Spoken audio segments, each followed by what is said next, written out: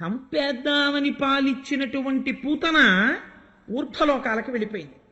మరి ఆ పిల్లాడు నా కొడుకు అన్న ప్రేమతో పాలిచ్చినటువంటి తల్లి, ఆ ప్రశ్న మీరు బాగా అర్థం చేసుకోండి, యశోద పేరు వేయలేదు.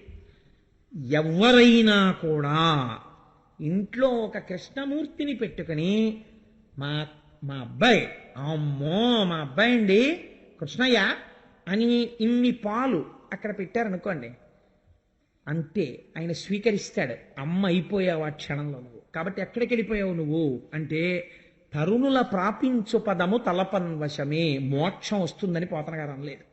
వాళ్ళు వెళ్ళే స్థితి నేను చెప్పలేను అన్నారు. అంటే ఎంత గొప్ప స్థితికి వెళ్ళిపోతారో చూడండి అని చిత్రమైన మాట ఒకటి అన్నారు. హరిగని చన్నుల కుడిపెడు తరుణుల పాపించు పదము తలపన్వశమే, హరియారగించుటకు పాల్కురిషడి ధేనువులు ముక్తి కొసల చెరించు. అక్కడ పుట్టినటువంటి గోపకాంతలు తెలిసో తెలియకో కృష్ణుడిని చూసి ముద్దుగా, మనం రైల్లో వెళ్ళిపోతుంటే మనదేమో 48వ నెంబర్ బెర్త్ కూర్చుంటాం. 12వ నెంబర్ బెర్త్లో ఒక ఆవిడ కొడుకోడు ఉన్నాడు. వాడు ముద్దులు మూట కడుతూ ఒక 5 ఏళ్ల పిల్లాడు.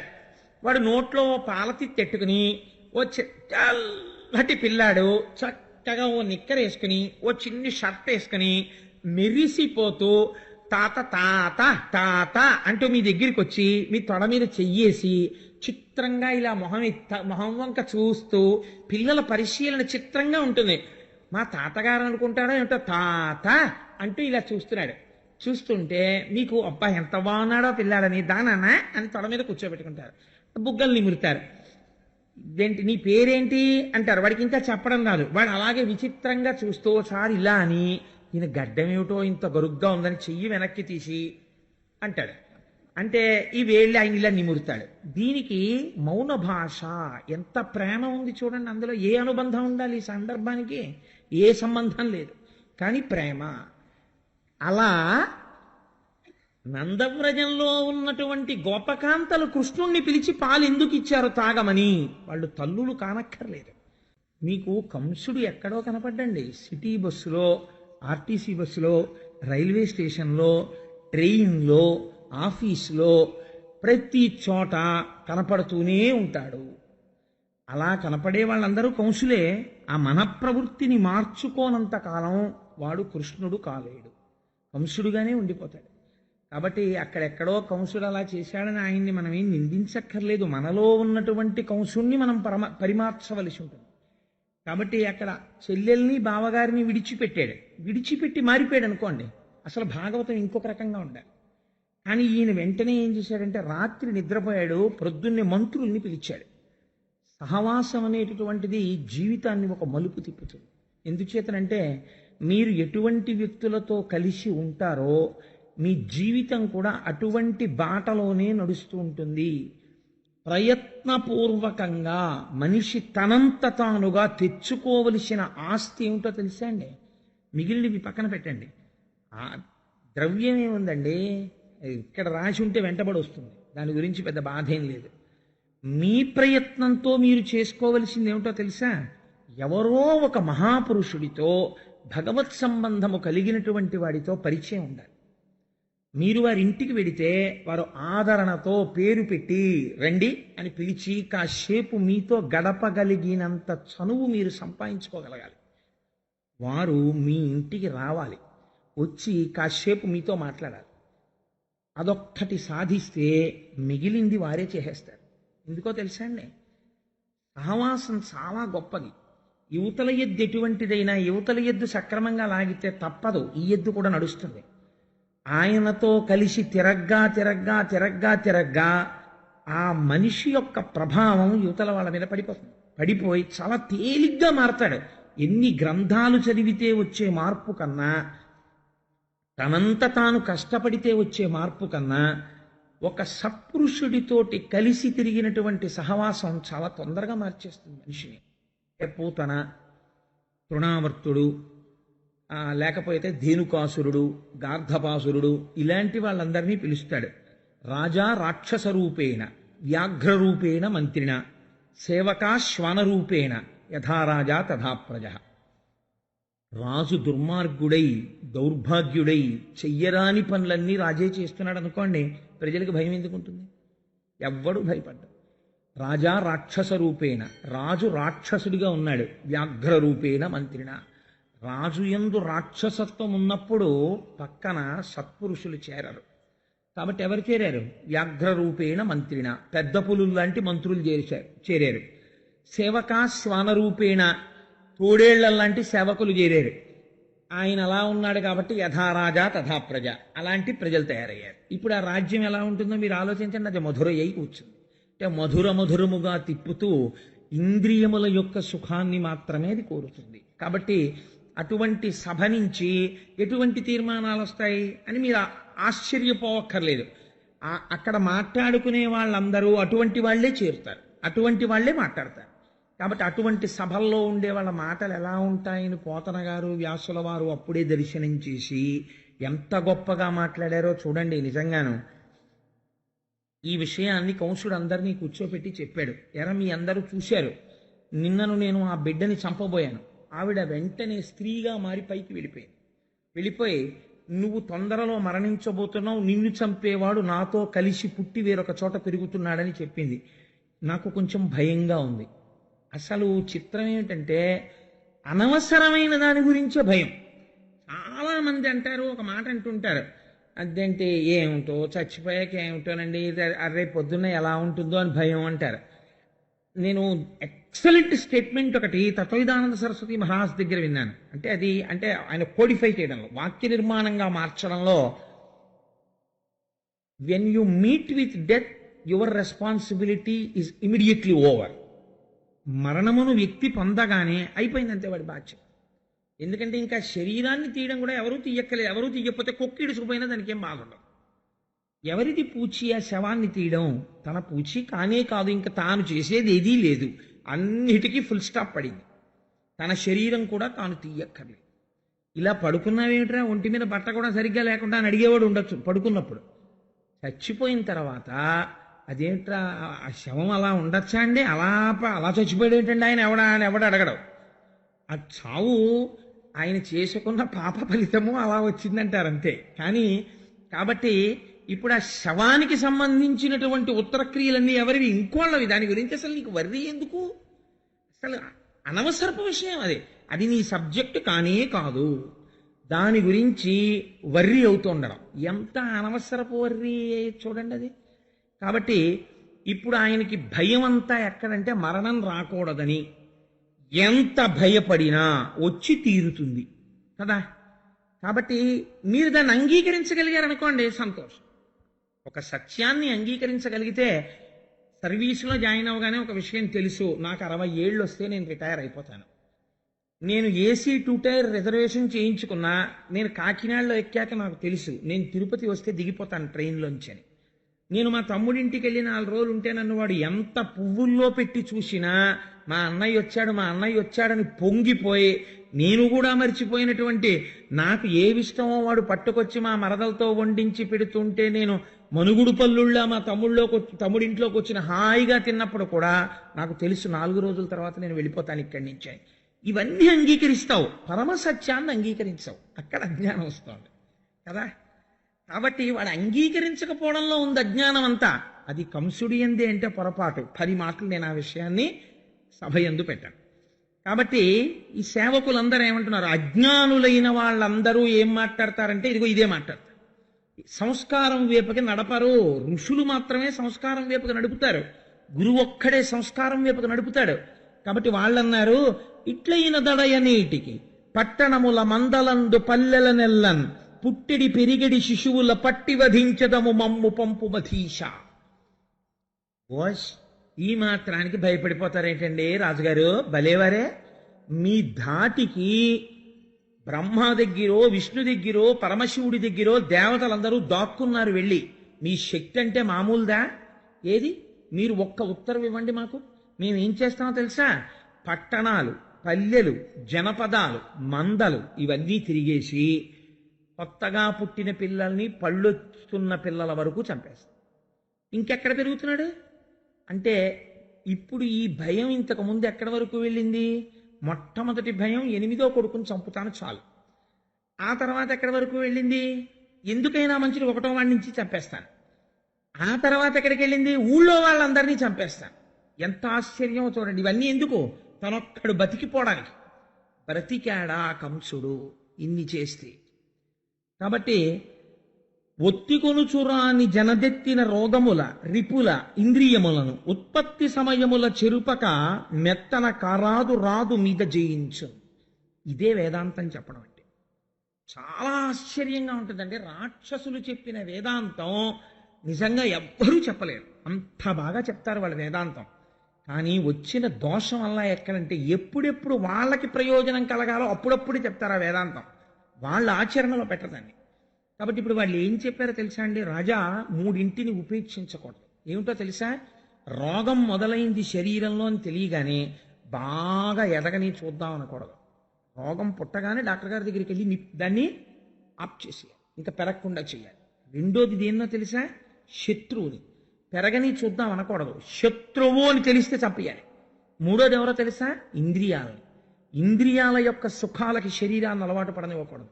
ఇంద్రియాల సుఖాలని అడుగుతుంటేనే ఇంద్రియాలని నిగ్రహించాలి. వాడు నిజంగా ఈ విషయం వాడికి వంట పట్టింది అనుకోండి, ఇంద్రియాల గురించి, పిల్లల్ని ఎందుకు చంపుతాడండి వాడు? చెప్పడానికే పనికొచ్చే వేదాంతం ఇది రాక్షసులకి. కాబట్టి ఆయన ఏం చేశాడు అంటే, అందుకే ఒక మాట అంటారు పెద్దలు, పరోపదేశ వేళాయాం సర్వే వ్యాసపరాశరాహ. ఇంకొకటికి చెప్పమంటే ప్రతివాడు వ్యాసుడు పరాశరుడే. నాలాగా అనుష్ఠానంలోకి తెచ్చుకోవలసి వచ్చింది అనుకోండి, తాను చెప్పిన విషయాన్ని తను ఆచరణలో పెట్టడానికి ధైర్యం కావాలి మనిషికి. దానికి దీక్ష ఉండాలి. అది ఉన్నవాడు తప్ప ఆచరణలో పెట్టలేడు. ఎవడు పెడుతున్నాడో వాడు ధన్యుడు. ధన్యత్వం పొందేది ఆచరణ చేత, నోటి మాట చేత కాదు.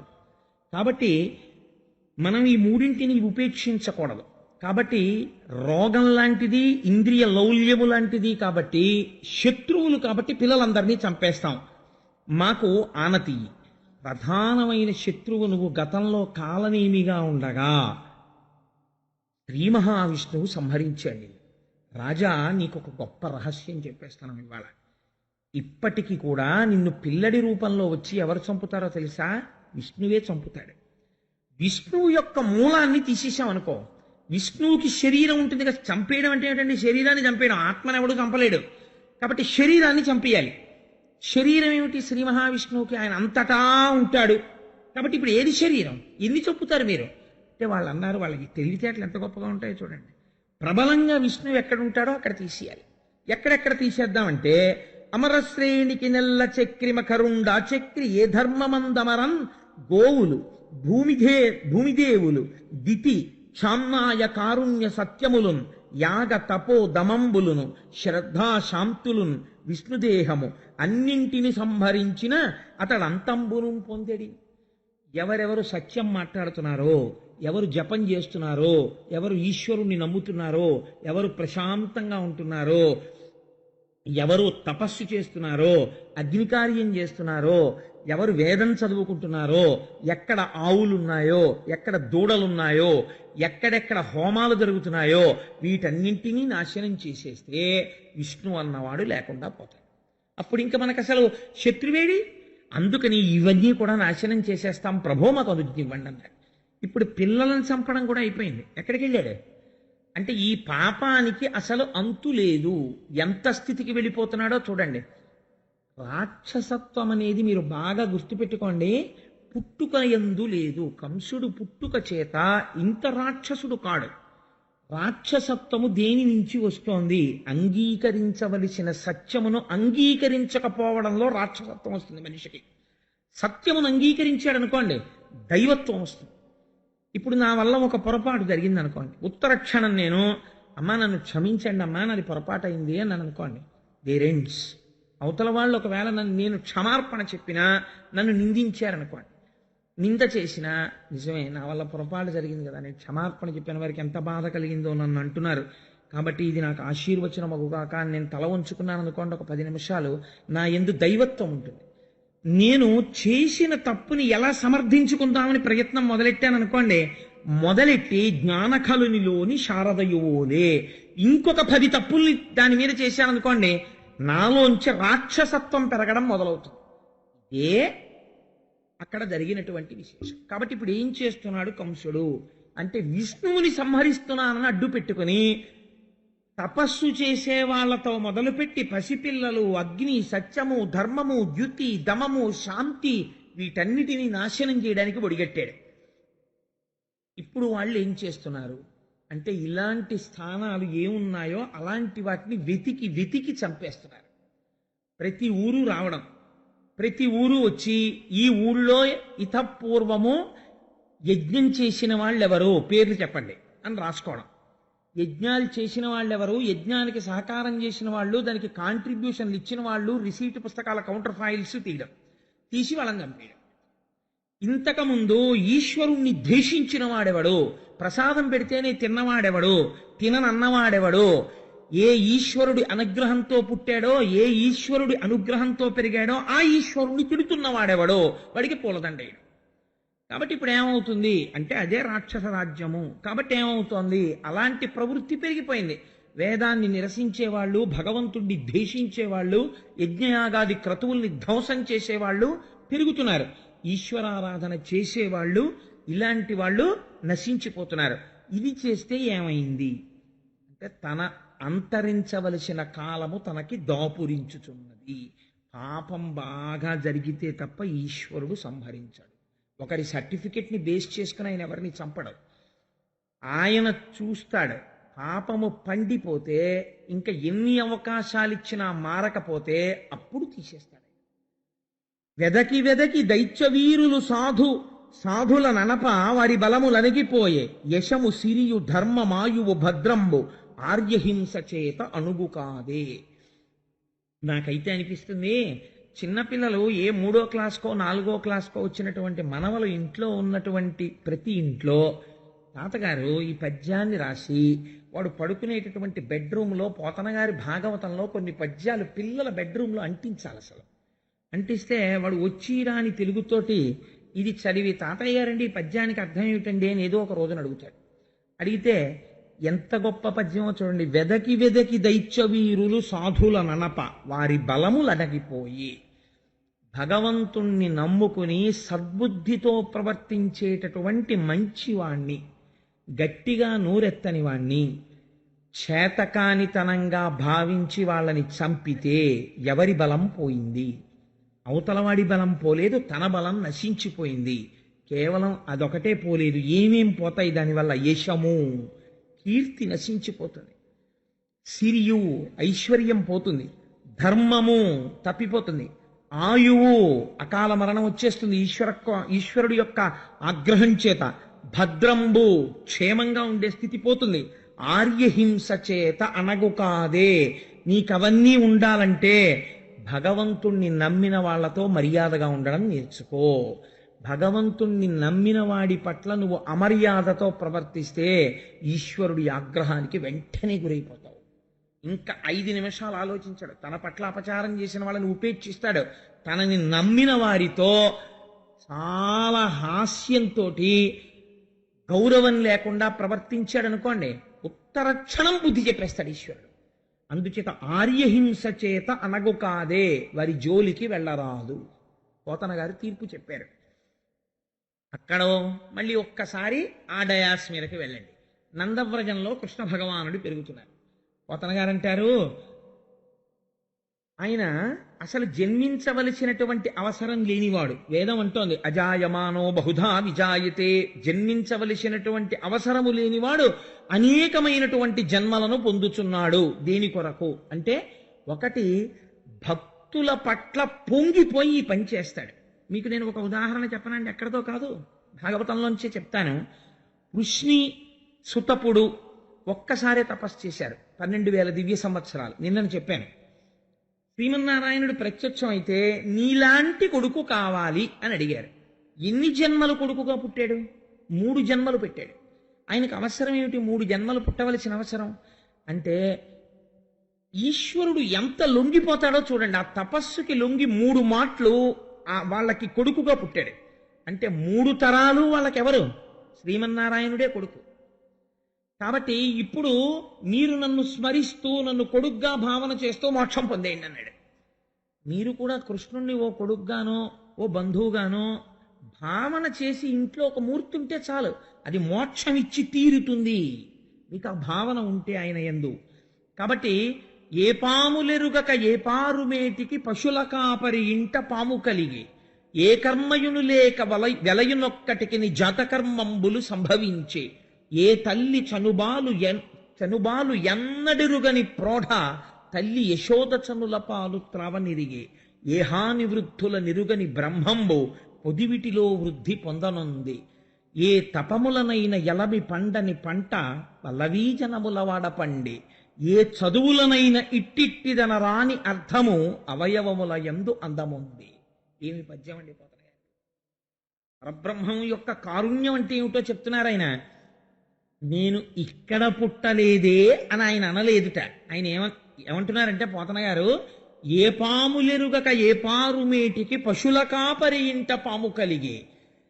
అసలు జన్మనెత్తవలసినటువంటి అవసరం లేనివాడు జన్మని స్వీకరించినప్పుడు పశువుల్ని కాసేవాళ్ళ ఇంట్లో పుట్టాడు సరికదా. ఏ కర్మయును లేక వెలయునొక్కటికి జాతకర్మంబులు సంభవించే. ఆయనకి ఏ కర్మ లేదు, తాను చేసే పని అన్నది ఆయనకి ఏదీ లేదు, విహిత కర్మాచరణం. అటువంటి వాడికి జాతకర్మ చేస్తున్నారు. ఎంత విచిత్రం! ఆయనకి నామకరణం చేయడం, జాతకర్మ చేయడం, అన్నప్రాశన చేయడం ఇవన్నీ ఆయనకి చేస్తున్నారు. ఏ తల్లి చనుబాలు ఎన్నడెరుగని ప్రోఢ తల్లి యశోద చనుల పాలు త్రావనిరిగే.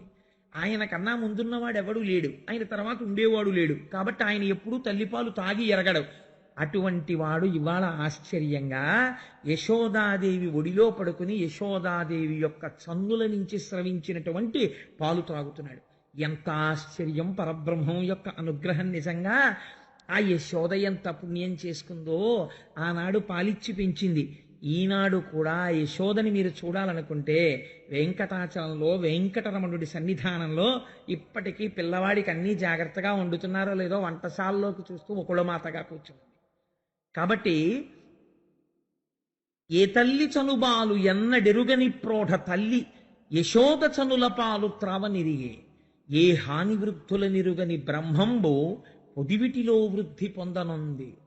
ఆయనకి హాని తెలియదు, వృద్ధి తెలియదు. ఆయన ఒకనాడు ఉండడం, ఒకనాడు లేకపోవడం, తరగడం ఇలాంటివి ఆయనకేం ఉండవు.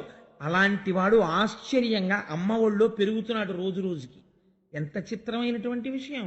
అందుకని ఏ తపములనైన ఎలమి పండని పంట వల్లవీజనముల వాడపండే. ఎంత తపస్సు చేసినా చూడడానికి వీలు కానటువంటి మూర్తి ఇవాళ ఏమీ చేత కానటువంటి గోపకాంతల ఇళ్లల్లో పెరిగి పెద్దవాడయ్యి ఆడుకుంటున్నాడు. మహా అయితే భగవంతుడు ప్రత్యక్షం అయితే, స్వామి నువ్వు ఇక్కడ వెలిసి ఉండు అంటే ఒక మూర్తిగా వెలసి ఉంటాడు. అంతేకాని వాళ్ళింట్లో వీళ్ళింట్లో ఆడుకుంటూ ఈ ఊళ్ళో తిరుగుతుంటాను అనడగా. కానీ నందవ్రజంలో కనపడ్డ ప్రతి ఇంట్లోకి వెళ్ళి వాళ్ళు నైవేద్యం పెట్టక్కర్లేదు, తానే అడిగి తినేశాడు. ప్రత్యక్ష కైంకర్యం. ఎంత అదృష్టం! పైగా ఏ చదువులనైన ఇట్టిట్టిదనరా అని. ఎంత చదువుకున్నా బ్రహ్మం ఎలా ఉంటుంది చెప్పు అంటే చెప్పడం కుదరదు. ఎందుకంటే యతో వాచో నివర్తంతే అప్రాప్య మనసా సహా. మనస్సు, వాక్కు ఇంకా మేము పరబ్రహ్మం గురించి చెప్పలేమని వెనక్కి ఎక్కడ తిరిగిపోయాయో అక్కడ పరబ్రహ్మం ఉంది. అటువంటి పరబ్రహ్మం గురించి ఏ చదువు చెప్పలేదో అటువంటి పరబ్రహ్మము ఇవాళ ఆ గోపకాంతల ఇంట్లో ఒక స్వరూపమై పెరిగి పెద్దవాడవుతున్నాడు. ఎంత చిత్రమయ్యా! ఇది పరమాత్మ యొక్క కారుణ్యము. ఈ పద్యం కేవలం వినడానికి కాదండి, ఈశ్వరానుగ్రహం. అంటే మీకు ఒక మాట చెప్తున్నాను. భగవంతుడి అనుగ్రహం ఎలా ఉంటుందంటే, వెనకటికి ఒకానొక సాధు పురుషుడు ఏదో తనకి కావలసినటువంటి ద్రవ్యం కోసమని అక్బర్ పాదుషా దగ్గరికి వెళ్ళాట. అక్బర్ పాదుషా దగ్గరికి వెళ్ళి ఎదురు చూస్తున్నాడు. రాజావారు పిలుస్తారు, కూర్చోండి అన్నారు. విజిటర్స్ చైర్స్లో కూర్చున్నాడు. సాధు పురుషుడు కదా, అటు ఇటు తిరుగుతుంటే ఎవరు ఏమనరు. ఆయన చాలా మతసహనం కలిగినటువంటి వాడు, అందరినీ సమానంగా చూసినవాడు. ఆయన తిరుగుతూ అక్బర్ పాదుషా ఏం చేస్తున్నాడు అని అడిగారు. అడిగితే ఈ సామ్రాజ్యము ధనకనక వస్తువాహనములతో వర్ధిల్లాలని ఈశ్వరుణ్ణి ప్రార్థన చేస్తున్నాడు అన్నారు సేవకులు. వెంటనే ఈ సాధు పురుషుడు లేచి వెళ్ళిపోయాడు. వెళ్ళిపోతే అక్బర్ పాదుషాకి తెలిసింది. వచ్చి వెళ్ళిపోయాడు ఈ మాట తెలియగాని. కబురు చేశాడు, ఎందుకు వెళ్ళిపోయాడు కనుక్కురండి అన్నది. నేను సాధు పురుషుణ్ణి, నేను ఈశ్వరార్చన చేసేవాణ్ణి. నేను ద్రవ్యం కోసం అక్బర్ దగ్గరికి వెళ్ళాను. ఆ అక్బర్ కూడా ద్రవ్యం కోసం ఈశ్వరుణ్ణే ప్రార్థిస్తున్నాడు. అది నేను ప్రార్థించచ్చుగా, నేను ఎందుకు వెళ్ళినట్టు? అందుకని వెనక్కి వచ్చేసాను. ఎంత చిత్రంగా ఉంటుందో చూడండి. ఏదైనా ఎక్కడి నుంచి వస్తుంది? ఈశ్వరానుగ్రహంలోంచే వస్తుంది. భగవంతుడు ఒక మాట అనుకున్నాడు. నేను తరచూ మీకు ఒక మాట చెప్తూ ఉంటాను. చంద్రశేఖర పరమాచార్య స్వామి వారికి ఒక లక్షణం ఉండేది. 1,00,00,000 పట్టుకొచ్చి ఒకరక్కడ పెట్టి, అయ్యా ఈ 1,00,00,000 మీరు ఏదైనా ఇది కట్టండి అంటే, నేను అలా కట్టను. కటిక పేదవాడు కూడా తనకి తోచినది 5 పైసలు ఈ హుండీలో వేయండి, వేస్తే ఈ డబ్బంతా పట్టుకెళ్ళి గుడి కట్టి నేను అందులో అభిషేకం చేస్తాను, దర్శనం చేసుకోండి అనేవారు. ఎందుకనంటే ఆ గుడి ఎంతకాలం ఉంటుందో అంతకాలం, గుడి ఎంతకాలం ఉంటుంది, ఈ సనాతన సంప్రదాయం ఎంతకాలం ఉంటుందో అంతకాలమో గుడి ఉంటుంది. ఎంతకాలము గుడి ఉంటుందో అంతకాలము ఈ భక్తులందరికీ కూడా వరం ఇవ్వాలి. అది జగదాచార్యులంటే. ఇప్పుడు ఏమైంది? ఆ గుడిలో పావలా వంతు పడినా సరే, ఆ గుడికి ఎవరైనా వెళ్ళి దర్శనం చేసుకుని అక్కడ జరిగిన ఆరాధనలో 6వ వంతు పుణ్యం వాళ్ళ ఖాతాలో పడుతుంది. ఇక్కడ రామాయణం జరిగితే, ఇక్కడ భాగవతం జరిగితే, ఇంత ఇరుక్కుని కూర్చుని విన్న భక్తుల యొక్క శ్రద్ధకి అయ్యప్ప స్వామి వారు పొంగిపోయి వీళ్ళందరికీ నేను ఒక శాశ్వత పుణ్య నిధిని ఇవ్వాలి. ఎలా ఇస్తాననుకున్నారు? 200 మంది 1,200 రూపాయలు ఇవ్వండి, మీ పేరు మీద రాటేసి ఆచ్ఛాదన మంటపం కడతామన్నారు. ఇవాళకి నాకు మూర్తి గారు స్టేజ్ దగ్గరికి వస్తుంటే చెప్పారు, 200 దాటిపోతోందండి అంటున్నారు. అంటే ఈశ్వరుడు ఏం చేశాడు? మీ మనస్సుల్లో చొరబడి తనకి ఆచ్ఛాదన మంటపం ఒకటి ఇక్కడ కట్టించుకుంటున్నాడు. ఎందరో ఆయన భక్తులు రేపు ఆచ్ఛాదన మంటపంలో కూర్చుంటారు. వృద్ధులు కూర్చునే కుర్చీలు తెప్పించుకుంటున్నాడు. పేరు ఉంటుందా? ఎవరి పేరు ఉండదు. కానీ ఎవరెవరి పేర్లు ఇక్కడ పెట్టుకోవాలో ఆయనకి తెలుసు. కానీ 1,200 రూపాయలు ఇవ్వలేకపోయాను అనుకోండి, అప్పుడు నా పేరు గుర్తుండదా, అప్పుడు నాకు ఆ పుణ్యం లేనట్ట అని మీరు అనుకోకండి. అలా ఎవరు ఇవ్వలేకపోయారో నేనంటున్నాను, నిజంగా 1,200 రూపాయలు ఇవ్వలేకపోయిన వాడెవడో వాడే అయ్యప్ప స్వామికి బాగా దగ్గరైన వాడు. ఎందుకో తెలుసా అండి? స్వామి 1,200 రూపాయలు ఇవ్వలేకపోయాను, ఈ మాట ఎప్పుడైనా నా స్థితి 12 లక్షలైనా సరే ఇవ్వగలిగే స్థితిని నాకు ఇయ్యని వాడు ఆర్తితో ప్రతిక్షణం అడుగుతాడు. కాబట్టి వాండే దగ్గర పెట్టుకుంటాడు పరమాత్మ. నేనంటున్నాను, ఇచ్చిన వాళ్ళకన్నా ఇవ్వని వాళ్ళు 2 మెట్లు పైకెక్కి ఉన్నారు. మీరేం బెంగ పెట్టుకోకండి, నేను సత్యం చెప్తున్నాను. అంటే ఇచ్చిన వాళ్ళని నువ్వు చిన్నబుచ్చావా? నేను చిన్నబుచ్చలేదు. వాళ్ళు ఇంకా మెట్లెక్కుతూ ఇంకా పైకొచ్చి ఇంకా వృద్ధిలోకి వచ్చి వాళ్ళు ఇంకా దగ్గర అవుతారు స్వామికి. కాబట్టి అందరినీ తన హక్కున స్వామి చేర్చుకుంటున్నాడు. ఇది ఈశ్వరానుగ్రహం. కాకపోతే ఏమనుకోవాలండి? అరే వచ్చేసారన్న నవరాత్రులకి కిందటి ఏడాది పిల్లలు బాధపడ్డారు. పైన మేఘం చూస్తే బెంగెట్టుకునేవారు. ఈ ఏడాది అలా అవ్వకూడదు. ఆచ్ఛాదన మంటపం రావాలనుకున్నాడు స్వామి. అమ్మవారికి కావలసిన ఏర్పాట్లనే అయ్యవారు చేసేసుకుంటున్నాడు ముందు. ఎంత చిత్రం చూడండి. ఇది పరమాత్మ యొక్క ఏకత్వం అంటే. సరే, అందుచేత నేను ఎందుకు ఈ విషయం మీకు విజ్ఞాపన చేయవలసి వచ్చింది అంటే, ఆ భగవంతుని యొక్క స్వరూపము, ఆయన కారుణ్యము చూడండి. ఇటువంటి వాడై యశోద ఒళ్ళో పడుకోవడం ఏమిటి, యశోద పాలు తాగడం ఏమిటి, సమస్త బ్రహ్మాండములు నిర్వహించగలిగిన వాడి ఆచ్ఛాదన మంటపానికి మనం ఇవ్వగలిగిన వాళ్ళమా? ఏమీ చేతకాని వాళ్ళే అడిగి బుచ్చుకుని పొంగిపోతాడు. ఏమండి మీరు వస్తారా అండి, పేరు రాసుకుని ప్రసాదం పెడతామండి అని అడుగుతాడు గోపాలకృష్ణ గారి రూపంలో. ఎంతమంది వస్తే అంతమందికి నా ప్రసాదం పెట్టి ధన్యుల్ని చేసేయాలని ఆయన సంకల్పం చేసి గోపాలకృష్ణ గారి మనసులోంచి మీకు చెప్పించి ఒక్క శివరాత్రి వీళ్లతో ఇలా చేయించాలి. ఆడవాళ్ళందరితో అద్భుతంగా కుంకం వేయించాలి. వాళ్ళకి పసుపు తాళ్ళిచ్చి జన్మాంతరముల యుద్ధ తరగని 5వ తనం ఇవ్వాలి. మగవాళ్ళందరితో విభూతి కస్తూరి జలం పోయించి తరగని ఐశ్వర్యం, తరగనటువంటి జ్ఞానం వాళ్ళకి ఇవ్వాలి. 2 ఏకకాలమునందు వాళ్ళు అనుభవించగలగాలి అని అక్కడ వస్తుంది ముందు ఆలోచన. అది ప్రసరణం అవుతుంది, ఒక వాక్కు ద్వారా వస్తుంది. కాబట్టి ఇప్పుడు ఏమవుతోంది? ఆయన చేతకాక చేయించుకుంటున్నాడా, అనుగ్రహించడానికి చేయించుకుంటున్నాడా? ఇదే అనుగ్రహం అంటే. అందుకే యశోద కడుపున పుట్టి ఇది అంతులేని అనుగ్రహం. యశోద ఒళ్ళో పడుకుని యశోద పాలు తాగాడు. తాగినందుకు ఏం చేశాడు? అంత వెంకటాచలంలో తెల్లవారు లేస్తే మన అందరం వెళ్ళి ఒక్క 5 నిమిషాల స్వామిని ఇలా చూస్తే బాగుండండి అనుకుంటాం. అలాంటి వెంకటేశ్వర స్వామి వారిని వకుళమాత అక్కడ కూర్చుని, ఒరే వెంకన్న ఇల్లరా అంటే కంకణాలు కణకణలాడుతూ ఇన్ని ఆభరణాలతోటి గబగబా వెళ్ళి, ఏమ్మా పిలిచావా అంటే పిలిచాను, కాసేపు ఇలా కూర్చొని నీతో మాట్లాడాలి. అంటే కూర్చుని, ఏరా ఏమిటా టెక్కు, ఆ కాకినాడ నుంచి కోటేశ్వరరావు పాపం 2 మాటలు వచ్చాడు ఇప్పటికి, ఏదో భాగవతం చెప్పుకుంటానంటున్నాడు, వాడితో చెప్పించు. అమ్మ అలాగే చెప్పిస్తానమ్మా, ఈ ఏడాది వాడితో నేను భాగవతం చెప్పిస్తాను అంటే తప్పకుండా ఒరే మర్చిపోకు సుమా అంటే, లేదమ్మా నీకు తప్పకుండా ఈ మాఘమాసంలో చెప్పించేస్తాను కదా వాడితో నేను. ఎంత అధికారం అంటే, మనందరినీ శాసించేవాడు ఏమైపోయాడు? ఇలా వెళ్ళి ఒకళ్ళ మాట దగ్గర, అలాగేనమ్మా నేను చేసేస్తానమ్మా, తప్పకుండా చేసేస్తానమ్మా అంటున్నాడు. ఇంత ఏకాంత సేవ అవుతుంటే లక్ష్మి వచ్చి కాస్త కాళ్ళు పట్టేళ్ళు అంటే లక్ష్మీదేవి కాళ్ళు పట్టవలసిందే. స్వామి అసలే ఏకాంతం అరగంట రా రా అంటే వస్తున్నాను, అత్తయ్య గారి కాళ్ళు పడుతున్నాను అనవలసిందే. అది వకుళమాత యొక్క గొప్పతనం. అంటే ఎందుకింత కృతజ్ఞత, ఎందుకింత కట్టుబడిపోయాడు స్వామి అంటే, అమ్మా నీ చన్నుల పాలు తాగానమ్మా కృష్ణుడిగా, ఈ జన్మలో కూడా అంతే ఇలాగే నించుంటాను. దేనికి లొంగాడు? ఎప్పుడో పృష్ణిగా ఉండగా చేసిన తపస్సుకి. వీడు నా కొడుకు, నేను తల్లిని, నా కొడుక్కి పంచ కట్టద్దు, పండగ వచ్చింది, పిల్లలందరికీ తలంటి పోశాను, ఆయనకేమో తలస్నానానికి అన్ని ఏర్పాట్లు చేశాను, మా అబ్బాయికి కూడా తలస్నానం చేయించాలి, ఇవాళ మా అబ్బాయికేమో చక్కగా ఇంకో పట్టు పంచ కట్టాలి, ఆయనకేమో కిరీటం పెట్టాలి, ఆయన మెడలో తులసి వెయ్యాలి, అన్ని వేసి కాసిన అటుకులు బెల్లం తీసుకొచ్చి అక్కడ పెడితే తింటాడు, తిని అమ్మ అమ్మ పండగమ్మ అని సంతోషపడిపోతాడు అని మీరింట్లో కృష్ణమూర్తిని పెట్టుకుని ఆయనతో మానసికంగా ఒక అనుబంధం పెట్టుకుని మీరందరూ స్నానం చేసినప్పుడు ఆయనకి కూడా స్నానం చేసినట్టు తడిగుడ్డు అట్టుకొచ్చి తుడిచేసి ఆయనకు పట్టుపంచ కట్టేసి, భలే ఉన్నావు కృష్ణయ్య అని ఇలా బుగ్గలు ముద్దెట్టుకుని వెళ్ళిపోయారనుకోండి, అంతే అందిపోతుంది. ఎప్పుడో ఒకళ్ళు మాట అవుతారు మీరు, ఖచ్చితం, నాకు అనుమానం లేదు. కాబట్టి ఇది ఈశ్వరుడి యొక్క అనుగ్రహం అంటే, దాన్ని ఆవిష్కరించే ప్రయత్నం చేస్తున్నారు పోతన గారు. లేకపోతే భాగవతం ఎందుకు మనస్సుకు ఆలంబనం అవుతుంది? వినండి వినండి వినండి అంటారండి అందులో దశమస్కందాన్ని. అది కారణం. అందుకే కడుపుతో ఉన్న వాళ్ళని కూడా భాగవతం దశమస్కంధం వినండి, దశమస్కంధం వినండి, కృష్ణుడు లాంటి కొడుకు పుడతాడంటారు.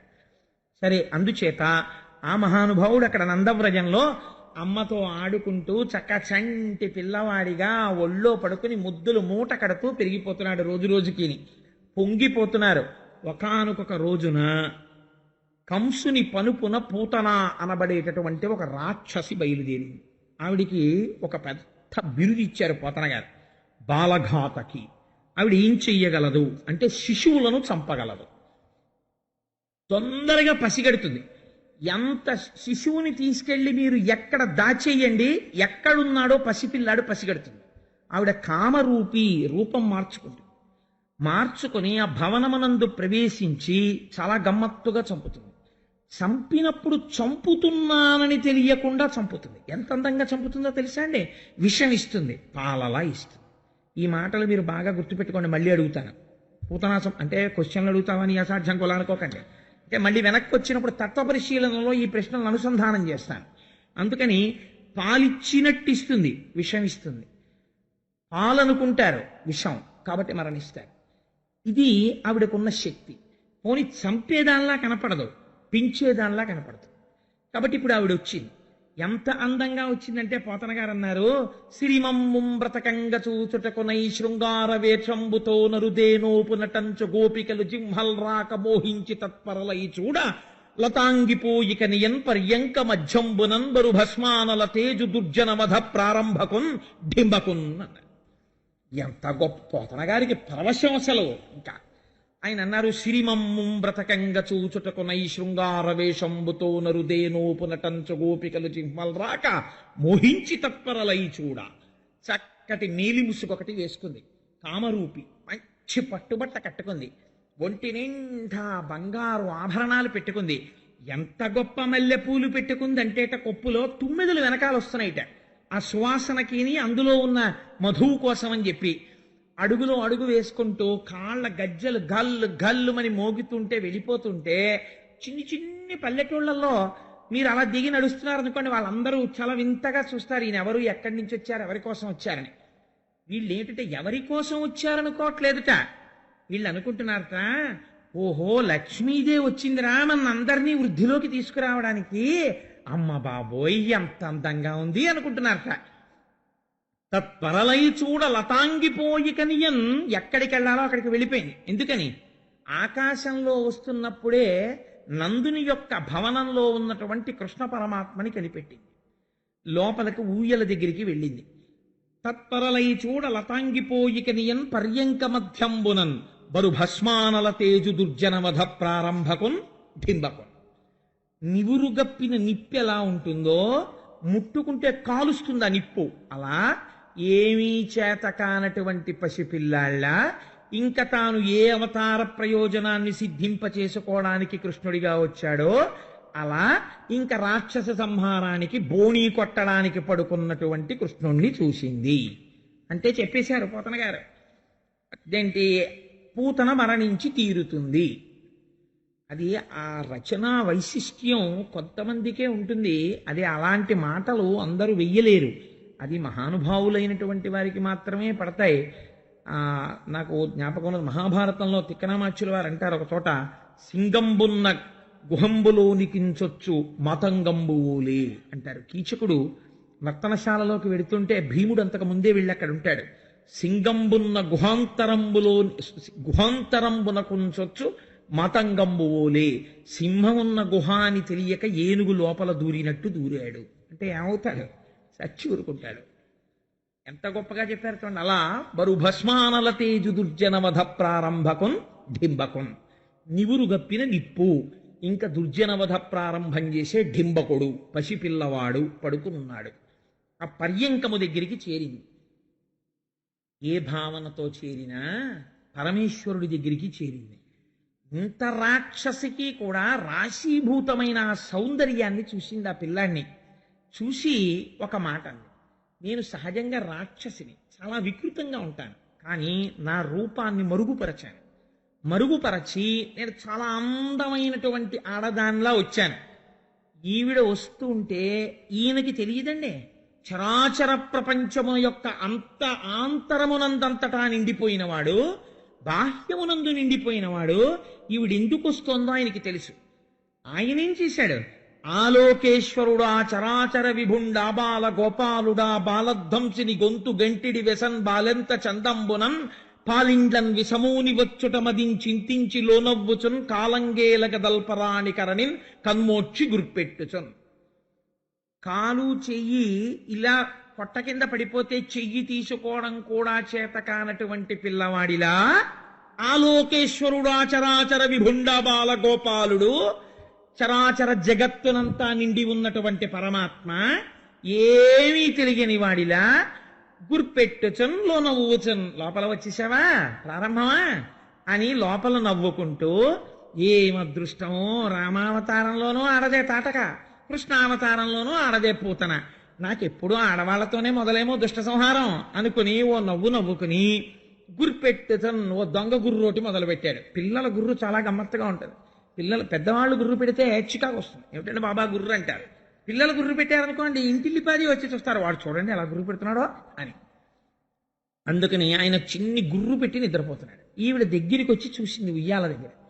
ఎంత రాక్షసైనా అందానికి వశపడిపోయి తెలియకుండానే ఒక మాట అంది, నేను ఇంత అందంగా ఎందుకు వచ్చానో తెలుసా, నీ అందం తీసేయడానికి వచ్చాను. ఇంత అందగాడివి నా పాలు తాగితే ఏమైపోతావో తెలుసా, ఎందుకు పనికి రాకుండా అయిపోతావు. అందుకే నాచనుబాలొక గుక్కెడు ఓ చిన్ని కుమార త్రాగు మొయ్యన పిదపన్ని చెలువ మెరుగవచ్చును నా చెలువము సఫలమగును నలినదలాక్ష. యశోదాదేవి కన్నులు అంత అందంగా ఉంటాయట, తామర రేకుల్లా ఉంటాయట, అమ్మ పోలికొచ్చింది ఆయనకి. అందుకని నలినదలాక్ష ఆవిడ అలాగే పిలిచింది తెలియకుండా. తామర రేకుల వంటి కన్నులున్న పిల్లాడా ఎంత అందంగా ఉన్నావురా, ఇంత అందం చటుక్కున మాయమైపోతుంది. ఏది, నా చనుబాలొక గుక్కెడు ఓ చిన్ని కుమార త్రాగు మొయ్యన పిదపన్ నా చెలువ మెరుగవచ్చును, నా అందం ఏమిటో అప్పుడు చదువు గాని, నీ చెలువము సఫలమగును, నీ అందానికి సార్థకత వస్తుంది, దా తాగు అని గబగబా ఉయ్యాలలో ఉన్న పిల్లాన్ని తీసుకుని ఒళ్ళో పెట్టుకుని స్తన్యం వాడి నోట్లో పెట్టబోతాం. ఓ లోపల పని చేసుకుంటున్నారు రోహిణి యశోదాదేవిని. వాళ్ళు చూశారు. చూసి అయ్యో అదేమిటమ్మా మా పిల్లవాడికి పాలిస్తున్నావు, అలా ఇవ్వకు, మా పిల్లవాడు అన్య స్త్రీల యొక్క క్షీరమును స్వీకరించాడు, ఆగంటున్నారు. ఆవిడ స్తన్యమంతా విషమే కాబట్టి ఒక్కసారి ఆ విషాన్ని పిల్లవాడి నోట్లో పెడితే చాలు అని గబగబా పిల్లవాడిని తీసి ఒళ్ళో పెట్టుకుని వాడి ముఖం ఇలా తిప్పి ఎలా అయినా సరే ఆ స్తన్యం నోట్లో పెట్టే ప్రయత్నం చేస్తాను. ఈయన ఎంత తెలివితేటలైన ప్రయత్నం చేశాడంటే, పోతన గారు లైవ్ టెలికాస్ట్ ఇచ్చారండి. జీవితంలో ఒక్కసారి ఇక్కడ అలా దర్శనం అయితే చాలు పాపాలు విరిగిపోతాయని. మేల్కొన్న తెరుగున మెల్లన కను విరిచి క్రీగంట చూచుచు గిదిసి నీల్గి ఆవులించుచు చేతుల అకసంబున జాజి ఎదుగిలియో కన్న యోజనూది బిగుచన్ను కవకేళ కబళించి పీడించి గొక్కకు గుట్టుకు మనుచు ఒక రెండు గ్రుక్కలను విధ ప్రాణముల సైతము మేనిలో సత్వమెల్ల త్రావె నదియును గుండెలు తల్లడిల్ల ఇతర బాలుర క్రియవాడవివు కాదు చన్ను విడువుము చాలు ననుచు. లైవ్ టెలికాస్ట్ ఇచ్చారు శబ్దంతో క్యాన్వాస్ గీసి మహానుభావుడు. మేల్కొన్న తెరగున మెల్లన కను విచ్చి క్రీగంట చూచుచు గిదిసి నీల్గి ఆవులించుచు. బాగా నిద్రపోతున్న పిల్లాన్ని ఏదో ఆ పిల్లాడి పుట్టినప్పటి నుంచి ఎప్పుడొచ్చి అన్నయ్య నీ కొడుకుని చూస్తానరా, ఎప్పుడొచ్చి నీ అన్నయ్య నీ కొడుకుని చూస్తానరా అని చెప్పి ఆర్తితో ఉన్న మేనత్త ఆ పిల్లాడు పుట్టినటువంటి ఓ నెల 15 రోజులకో ఎప్పుడు అమెరికా నుంచి వచ్చిందనుకోండి, పిల్లాడు గాఢ నిద్రలో ఉన్నా సరే ఉయ్యాల నుంచి లేపేసి అత్తయ్య ఒళ్ళో పడుకోబెట్టి ఏంటి ఒరే నాన్న నీకోసమే వచ్చాను రా, అంత దూరం నుంచి ఏది ఇలా చూడు అని ఇలా బుగ్గలు అన్నారనుకోండి, వాడు ఇంకా లేచి లేవనట్టుగా ఒక్కసారి ఇలా కళ్ళు విప్పి ఇలా మూసేసి ఓ పెద్ద ఆవలించి ఆ చేతులు ఆకాశంలోకి ఎత్తి ఓసారి ఇలా ఒళ్ళు కుదిపి మళ్ళీ పడుకున్నట్టే మేల్కొన్న తెరగున మెల్లన కను విచ్చి క్రీగంట చూచుచు గిదిసి నీల్గి ఆవులించుచు చేతులాకసంబున దాచి ఒదిగిలి కొన్న యోజనూది. ఏమీ తెలియని వాళ్ళ ఆవలించాడు, ఇలా చూశాడు, మళ్ళీ నిద్ర వచ్చేసిన వాళ్ళ ఇలా కళ్ళు మూసేశాడు, ఇలా పడుకున్నాడు, మళ్ళీ కళ్ళు విప్పాడు. అబ్బా తాగక తప్పదా అన్నట్టుగా చూసి ఏంటమ్మా ఈ పాలు తాగడం నిద్రలో అని విసుక్కుని అయినా తాగడం అలవాటైపోయిన వాళ్ళ అమ్మ స్తన్యం తాగినట్టే ఆ స్తన్యాన్ని తన బుజ్జి వేళ్లతో ఇలా పట్టుకుని గుట్టుకు మనుచు గుట్టుక్కమని వినపడిందిట. పిల్లలు చాలా గమ్మత్తుగా ఉంటుంది. వాళ్ళకి తెలిసి తెలియక మంచి గాఢ నిద్దట్లో తాగుతుంటే అని గుట్టగా వినపడుతుంది.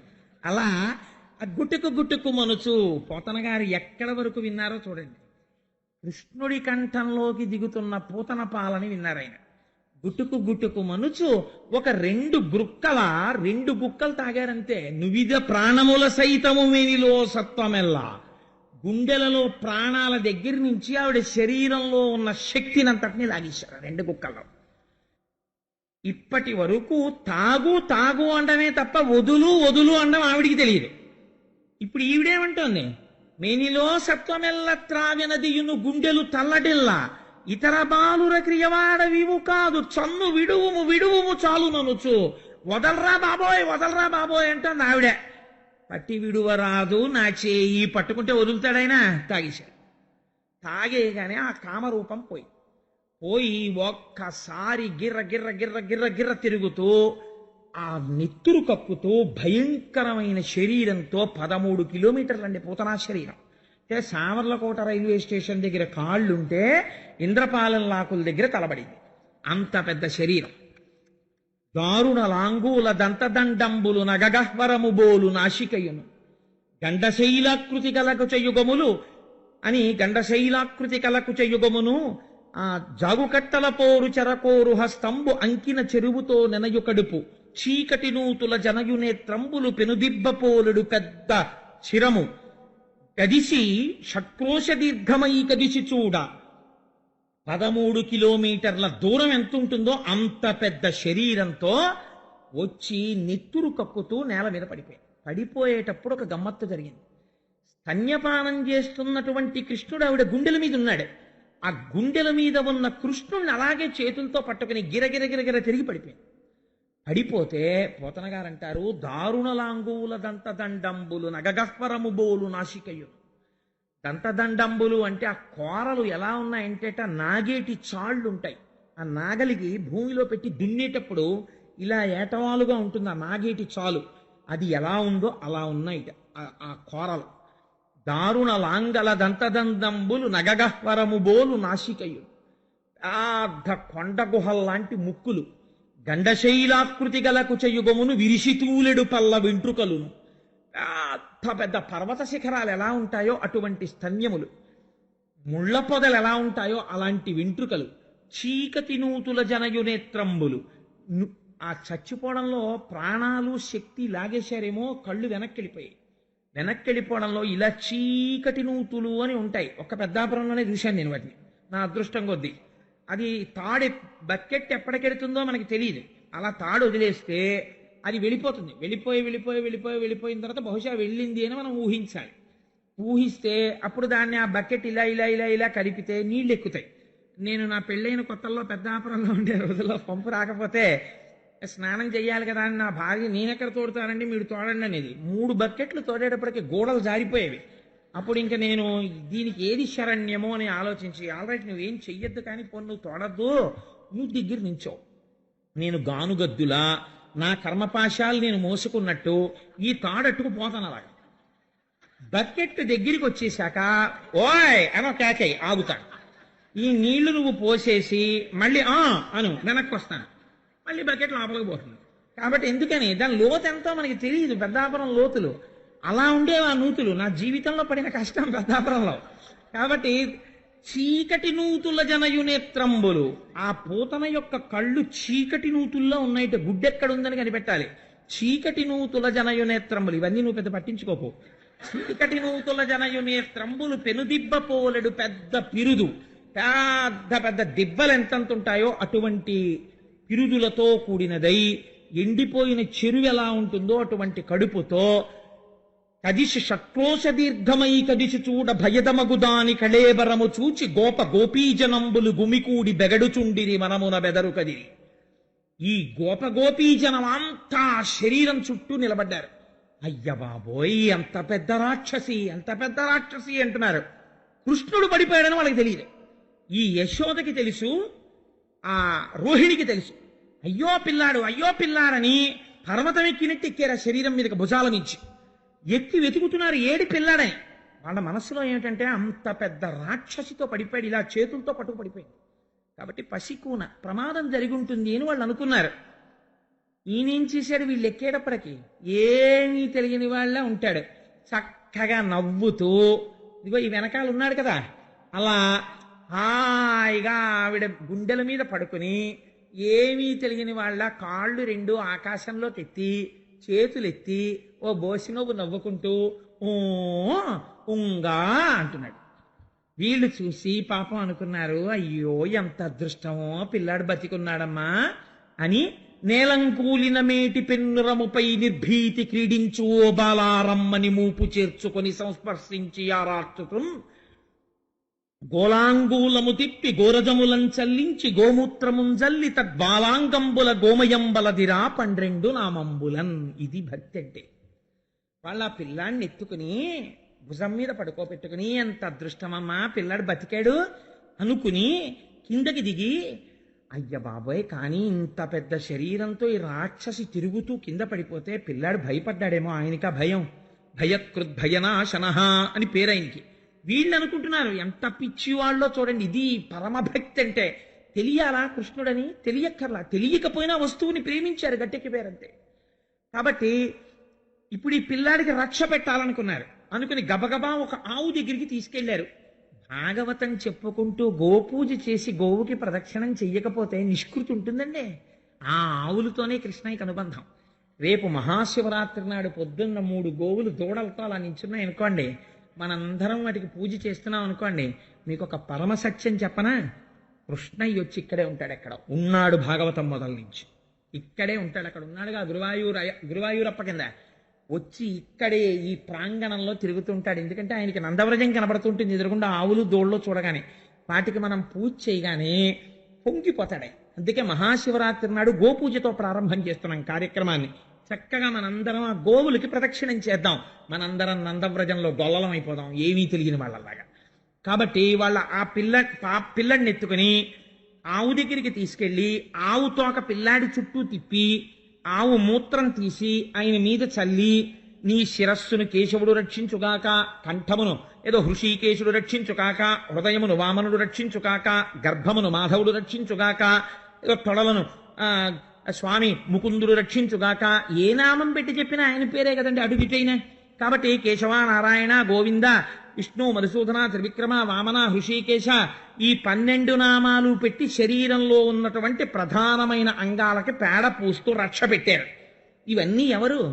కేశవుడు బాహువులను రక్షించుగాక, గోవిందుడు శిరస్సును రక్షించుగాక అంటే అవన్నీ ఈ కృష్ణుడు కాకుండా ఇంకోళ్ళు ఉన్నారేంటి? ఆయనే. కానీ వాళ్ళ భక్తి అటువంటిది. కాబట్టి పేడతో 12 అంగములకు ఆయనకి రక్ష పెట్టారు. ఆయన మనసులో నవ్వుకుంటున్నట్ట, ఏమి భక్తిరా వీళ్ళది అని. ఇంతలో ఒక చిత్రమైనటువంటి గమ్మత్తు ఒకటి జరిగింది. ఈ నందవ్రజం నుంచి ఈ పూతన రావడానికి పూర్వము బయలుదేరి వసుదేవుడు మధుర వెళ్ళాడు. దేనికి అంటే కంసరాజుకి ఈయన సామంతుడు కాబట్టి కప్పం కట్టాలి ప్రతి ఏడాది. ఆ కప్పం కట్టడం కోసమని ధనాన్ని తీసుకుని వెళ్ళి కంసుడికి కప్పం కట్టేసి మధురలోనే ఉన్నాడు కదా అని వసుదేవుడిని చూడ్డానికి వెళ్ళాడు. వెళ్ళి ఆ వసుదేవుడి దగ్గరికి వెళితే వసుదేవుడు అన్నాడు, ఇది మిత్రత్వం అంటే ఎంత ప్రేమ ఉంటుందో చూడండి.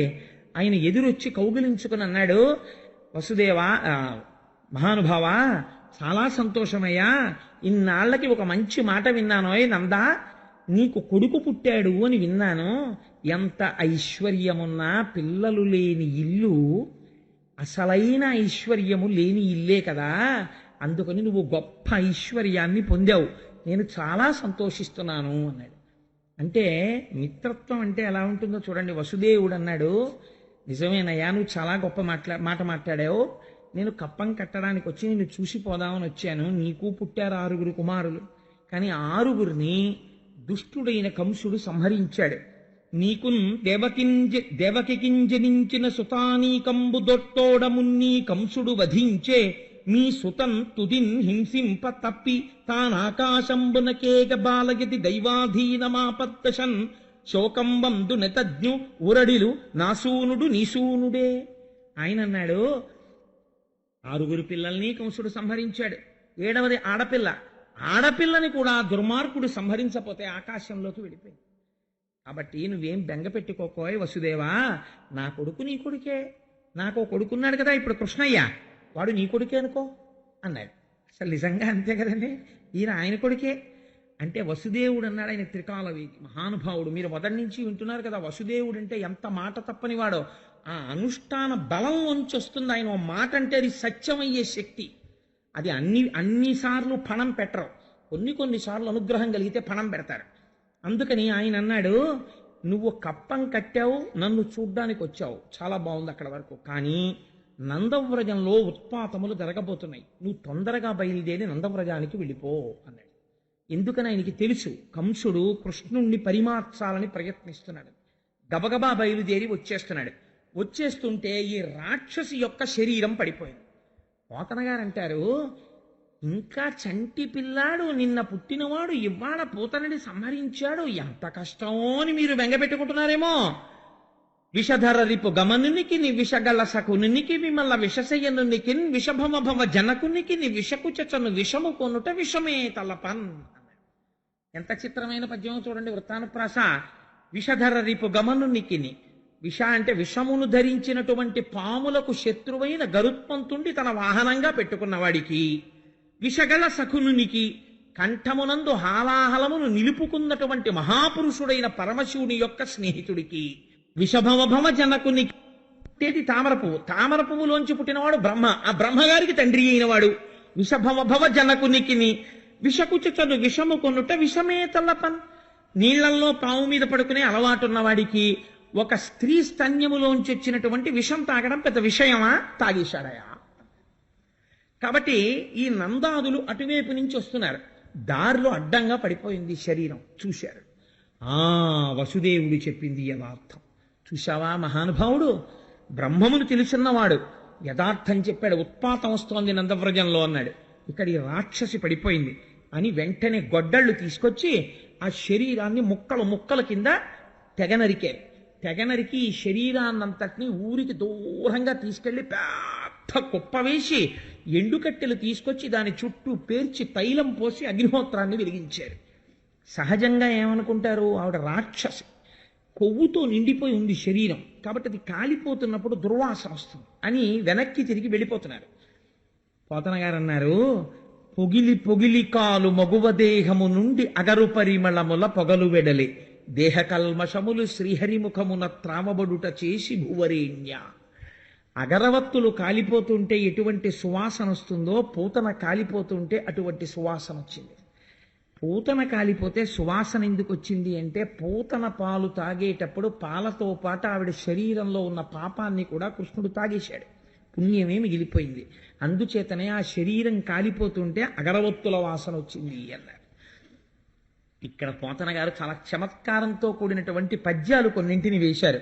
ఆయన అంటారు, హరితన మీదన్ కరములు పదములనిడి చన్ను కుడిసిక దిశిన మాత్రం హరిజనని పగిది పరగతి కరిగిన దురితములు బాసిన సురంగనయం. ఆవిడ తల్లిలా వచ్చింది కానీ తల్లి కాదు, తల్లిలా పాలిచ్చింది కానీ తల్లిలా పిల్లాన్ని పెంచాలని ఇవ్వలేదు, చంపాలని ఇచ్చింది. కానీ తల్లి ఎలా ఒళ్ళో పెట్టుకుంటుందో అలా పెట్టుకుంది, తల్లి ఎలా స్తన్యం నోట్లో పెడుతుందో అలా పెట్టింది, ఎలా పిల్లవాడి తల దగ్గరికి పెట్టుకుంటుందో అలా పెట్టుకుంది. ఇలా పెట్టుకున్నంత మాత్రం చేత, కృష్ణుడి కాళ్ళు చేతులు తగిలినంత మాత్రం చేత నిజంగా శ్రీమన్నారాయణుడికి తల్లి ఉంటే ఏ లోకాలకి వెడుతుందో ఆ లోకాలకి పూతన వెళ్ళిపోయింది. ఏం ఆశ్చర్యం అండి! వెన్నుని కొకపరి విషమగు చన్నిచ్చిన బాలహంత్రి చనినట దివికిన్ హరిగని చన్నులు కుడిపెడు తరుణుల ప్రాపించు పదము తలపన్ వశమే. క్వశ్చన్ వేసి వదిలిపెట్టేశారు పోతనగా. చంపేద్దామని పాలిచ్చినటువంటి పూతన ఊర్ధ్వలోకాలకి వెళ్ళిపోయింది. మరి ఆ పిల్లాడు నా కొడుకు అన్న ప్రేమతో పాలిచ్చినటువంటి తల్లి, ఆ ప్రశ్న మీరు బాగా అర్థం చేసుకోండి. యశోద పేరు వేయలేదు. ఎవరైనా కూడా ఇంట్లో ఒక కృష్ణమూర్తిని పెట్టుకుని మా మా అబ్బాయి, అమ్మో మా అబ్బాయి అండి కృష్ణయ్య అని ఇన్ని పాలు అక్కడ పెట్టారనుకోండి, అంతే ఆయన స్వీకరిస్తాడు. అమ్మ అయిపోయావు ఆ క్షణంలో నువ్వు. కాబట్టి ఎక్కడికి వెళ్ళిపోయావు నువ్వు అంటే, తరుణుల ప్రాపించు పదము తలపన్వశమే, మోక్షం వస్తుందని పోతన గారు అనలేదు. వాళ్ళు వెళ్ళే స్థితి నేను చెప్పలేను అన్నారు. అంటే ఎంత గొప్ప స్థితికి వెళ్ళిపోతారో చూడండి అని చిత్రమైన మాట ఒకటి అన్నారు. హరిగని చన్నుల కుడిపెడు తరుణుల పాపించు పదము తలపన్వశమే హరియారగించుటకు పాల్కురిషడి ధేనువులు ముక్తి కొసల చరించు. అక్కడ పుట్టినటువంటి గోపకాంతలు తెలిసో తెలియకో కృష్ణుడిని చూసి ముద్దుగా, మనం రైల్లో వెళ్ళిపోతుంటే మనదేమో 48వ నెంబర్ బెర్త్ కూర్చుంటాం, 12వ నెంబర్ బెర్త్లో ఒక ఆవిడ కొడుకోడు ఉన్నాడు, వాడు ముద్దులు మూట కడుతూ ఒక 5 ఏళ్ల పిల్లాడు, వాడు నోట్లో పాలతి తెట్టుకుని ఓ చల్లటి పిల్లాడు చక్కగా ఓ నిక్కర్ వేసుకుని ఓ చిన్ని షర్ట్ వేసుకుని మెరిసిపోతూ తాత తాత తాత అంటూ మీ దగ్గరికి వచ్చి మీ తొడ మీద చెయ్యేసి చిత్రంగా ఇలా మొహం వంక చూస్తూ, పిల్లల పరిశీలన చిత్రంగా ఉంటుంది. మా తాతగారు అనుకుంటాడో ఏమిటో తాత అంటూ ఇలా చూస్తున్నాడు. చూస్తుంటే మీకు అబ్బా ఎంత బాగున్నాడో పిల్లాడని దానా అని తొడ మీద కూర్చోబెట్టుకుంటారు, బుగ్గలు నిమురుతారు. ఇదేంటి నీ పేరేంటి అంటారు, వాడికి ఇంకా చెప్పడం రాదు. వాడు అలాగే విచిత్రంగా చూస్తూ ఒకసారి ఇలా అని, ఈయన గడ్డమేమిటో ఇంత గరుగ్గా ఉందని చెయ్యి వెనక్కి తీసి అంటాడు. అంటే ఈ వేళ్ళి ఆయన ఇలా నిమురుతాడు. దీనికి మౌన భాష, ఎంత ప్రేమ ఉంది చూడండి. అందులో ఏ అనుబంధం ఉండాలి ఈ సందర్భానికి? ఏ సంబంధం లేదు, కానీ ప్రేమ. అలా నందవ్రజంలో ఉన్నటువంటి గోపకాంతలు కృష్ణుణ్ణి పిలిచి పాలు ఎందుకు ఇచ్చారు తాగమని? వాళ్ళు తల్లులు కానక్కర్లేదు. ఆ పిల్లవాణ్ణి చూడగానే తల్లి భావన కలిగినది. చిన్ని కృష్ణయ్య బొమ్మ ఇంట్లో ఉందనుకోండి, మాతృత్వం పొంగి పొరలిందనుకోండి, మా చిన్ని కిట్టయ్య పూజ చెయ్యక్కర్లేదండి, మా కిట్టయ్య మా అబ్బాయి అదిగో ఎలా నించున్నాడో చూసారా, అలాగే నించుంటాడు హాయిగాను. అలా నించోపోతే నాన్నగారు ఇప్పుడే వచ్చారు ఆఫీస్ నుంచి, నువ్వు వెళ్ళి కాసిన రస్కులు తెచ్చిపెట్టలేండి నాకు, చూడు పాపం మళ్ళీ నాన్నగారు స్కూటర్ వేసుకెళ్లారు అందనుకోండి. ఆ ఇంటి యజమాని భార్య ఏదో నిజంగా కృష్ణుడిని చూసి అలా అనుకుందనుకోండి, ఆ క్షణంలో ఆవిడ కృష్ణుడికి యశోదయ్యి కూర్చుంది, ఆయనకి వినపడుతుంది. ఉత్తర జన్మలలో ఎక్కడో ఒకుళమాతగా నిలబడుతుంది ఆవిడ. ఇది పోతన గారు సిద్ధాంతీకరిస్తున్నారు. అందుకే భాగవతం 10వ స్కంధం మనస్సుకు ఆలంబనం ఇస్తుంది కృష్ణుడు అనడానికి కారణం.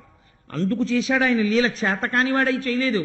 కాబట్టి ఇప్పుడు ఏమైంది, ఆడవాళ్ళు మాతృత్వం ఉంటుంది కాబట్టి వాళ్ళు పాలిస్తే వాళ్ళ స్థితికి వెళ్ళిపోతారు, నేను కాదన్నా. హరిగని చన్నులు కుడిపెడు తరుణుల ప్రాపించు పదము తలపన్వశమే హరియారగించుటకు పాల్కురిసెడి ధేనువులు. ఆవులు వాటికి మనస్సు లేదు. మనస్సు లేదంటే అవి మనుష్యులు కావు, అవి స్త్రీలు కావు. అటువంటి ఆవు కృష్ణుడు పుట్టగానే పొంగిపోయి షేరు పాలిచ్చే ఆవు 2 షేర్ల పాలిచ్చింది. ఆవుకి మోక్షమే, గోపకాంతలకి మోక్షమే, కన్నతల్లికి మోక్షమే, చంపుదామని వచ్చిన పూతనకి మోక్షమే. నేను ఒప్పుకోనన్నారు పోతన గారు. ఒప్పుకోపోతే పోనీ మీరు చెప్పండి మోక్షం కన్నా పైనే ఉందో అంటే పోతన గారు అన్నారు, ముక్తి కొసల చెరించున్. వీళ్ళందరూ మోక్షం పొందితే మోక్షానికన్నా చివరి ఇంకేమైనా ఉందేమో నాకు తెలియదు కాబట్టి మోక్షం చివర్ల ఈ ఆవులు తిరుగుతూ ఉంటాయి. అంటే ఆ ఆవులు అన్నిటికన్నా అధికమైనటువంటి స్థితిని పొంది ఉన్నవి కృష్ణుణ్ణి సేవించుకుని. అవే మనని అనుగ్రహించడానికి ఆ అంశ ప్రవేశించి మహాశివరాత్రి నాడు వచ్చి వేదిక మీద దర్శనం ఇవ్వబోతున్నాయి. ఖచ్చితంగా కృష్ణుడు పంపబోతున్నాడు. వస్తాయి, ఆవులే వస్తాయి, ఆ అంశతో వస్తాయి. నాకు ఇక్కడ విశ్వాసం ఉంది. వాటి ప్రదక్షిణం కృష్ణ పరమాత్మకి పాలిచ్చిన ఆవులే ఆ ఆవులు.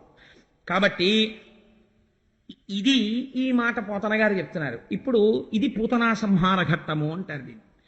అయితే నేను అంటాను, పూతనా సంహార ఘట్టమును మీరు విన్నారు, దీనికి తాత్వికమైనటువంటి పరిశీలనము ఏమైనా ఉంటుందా అంటే పరమ యథార్థమైన పరిశీలనం ఒకటి ఉంటుంది. మీకు భాగవతం దశమస్కంధం ఉపనిషత్తు జ్ఞానం పైన కథ ఒకటే నాకు అర్థమైందండి, నాకు తత్వం అర్థం అవ్వట్లేదు, ఏమీ బెంగలేదు.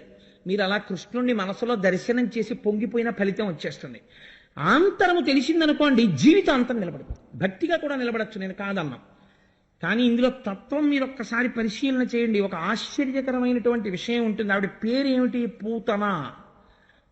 పూతన అంటే అమరకోశం ఏమని చెప్పిందో తెలుసా అండి? పునాతి దేహం పూతన అంటే దేహమును పవిత్రముగా చేయున్నది, దానికి పూతన అని పేరు. ఏమిటి దేహమును పవిత్రముగా చేయున్నది అంటే నేను చాలా తేలికగా మీకు అర్థం అవ్వడం కోసమని ఒక ప్రయత్నం చేస్తాను. మీరందరూ ప్రాజ్ఞులు, తెలుసున్నవారే, నేను ఏదో అవివేకంతో అలా అంటుంటానంతే. మనం ఒక మాట అంటుంటాం, కోటేశ్వరరావు గారు ఎవరు అన్నారు అనుకోండి, నేను అంటాం. నేను అని ఇలా అనగానే ఒకరు నా దగ్గరికి వచ్చి కోటేశ్వరరావు గారు ఎవరు అనగానే ఇలా అని ముందు మీ చెయ్యి కదిలింది కదా, ఇది కోటేశ్వరరావు గారు అన్నమాట అన్నారు అనుకోండి. కాదండి, ఇది నా చెయ్యి అంట. ఇప్పుడు నేనెవరు ఇలా అన్నాను కదా, అప్పుడు నా దృష్టిలో ఇదంతా నేను. కానీ ఇప్పుడు మీరు వచ్చి ఇది మీరా అని అడిగారు అనుకోండి, కాదు ఇది నా చేయి, ఇది మీరా ఇది నా కాలు, ఇది మీరా కాదు ఇది నా కడుపు, ఇది మీరా ఇది నా గుండె, ఇది మీరా కాదు ఇది నా తలకాయ. మరి నువ్వెవరు? నాకు తెలియదు. అదే పెద్ద అజ్ఞానం కదా. అసలు ఆ నువ్వెవరు? నేనంటున్నది ఏది అంటే తెలియక ఆ నేనుని చీకటితో కప్పేశాం అజ్ఞానంతో. అదే పూతన అంటే అవిద్య. అసలు నేను తెలియకుండుట. అసలు నేను తెలియకపోతే ఎవరు వస్తారు?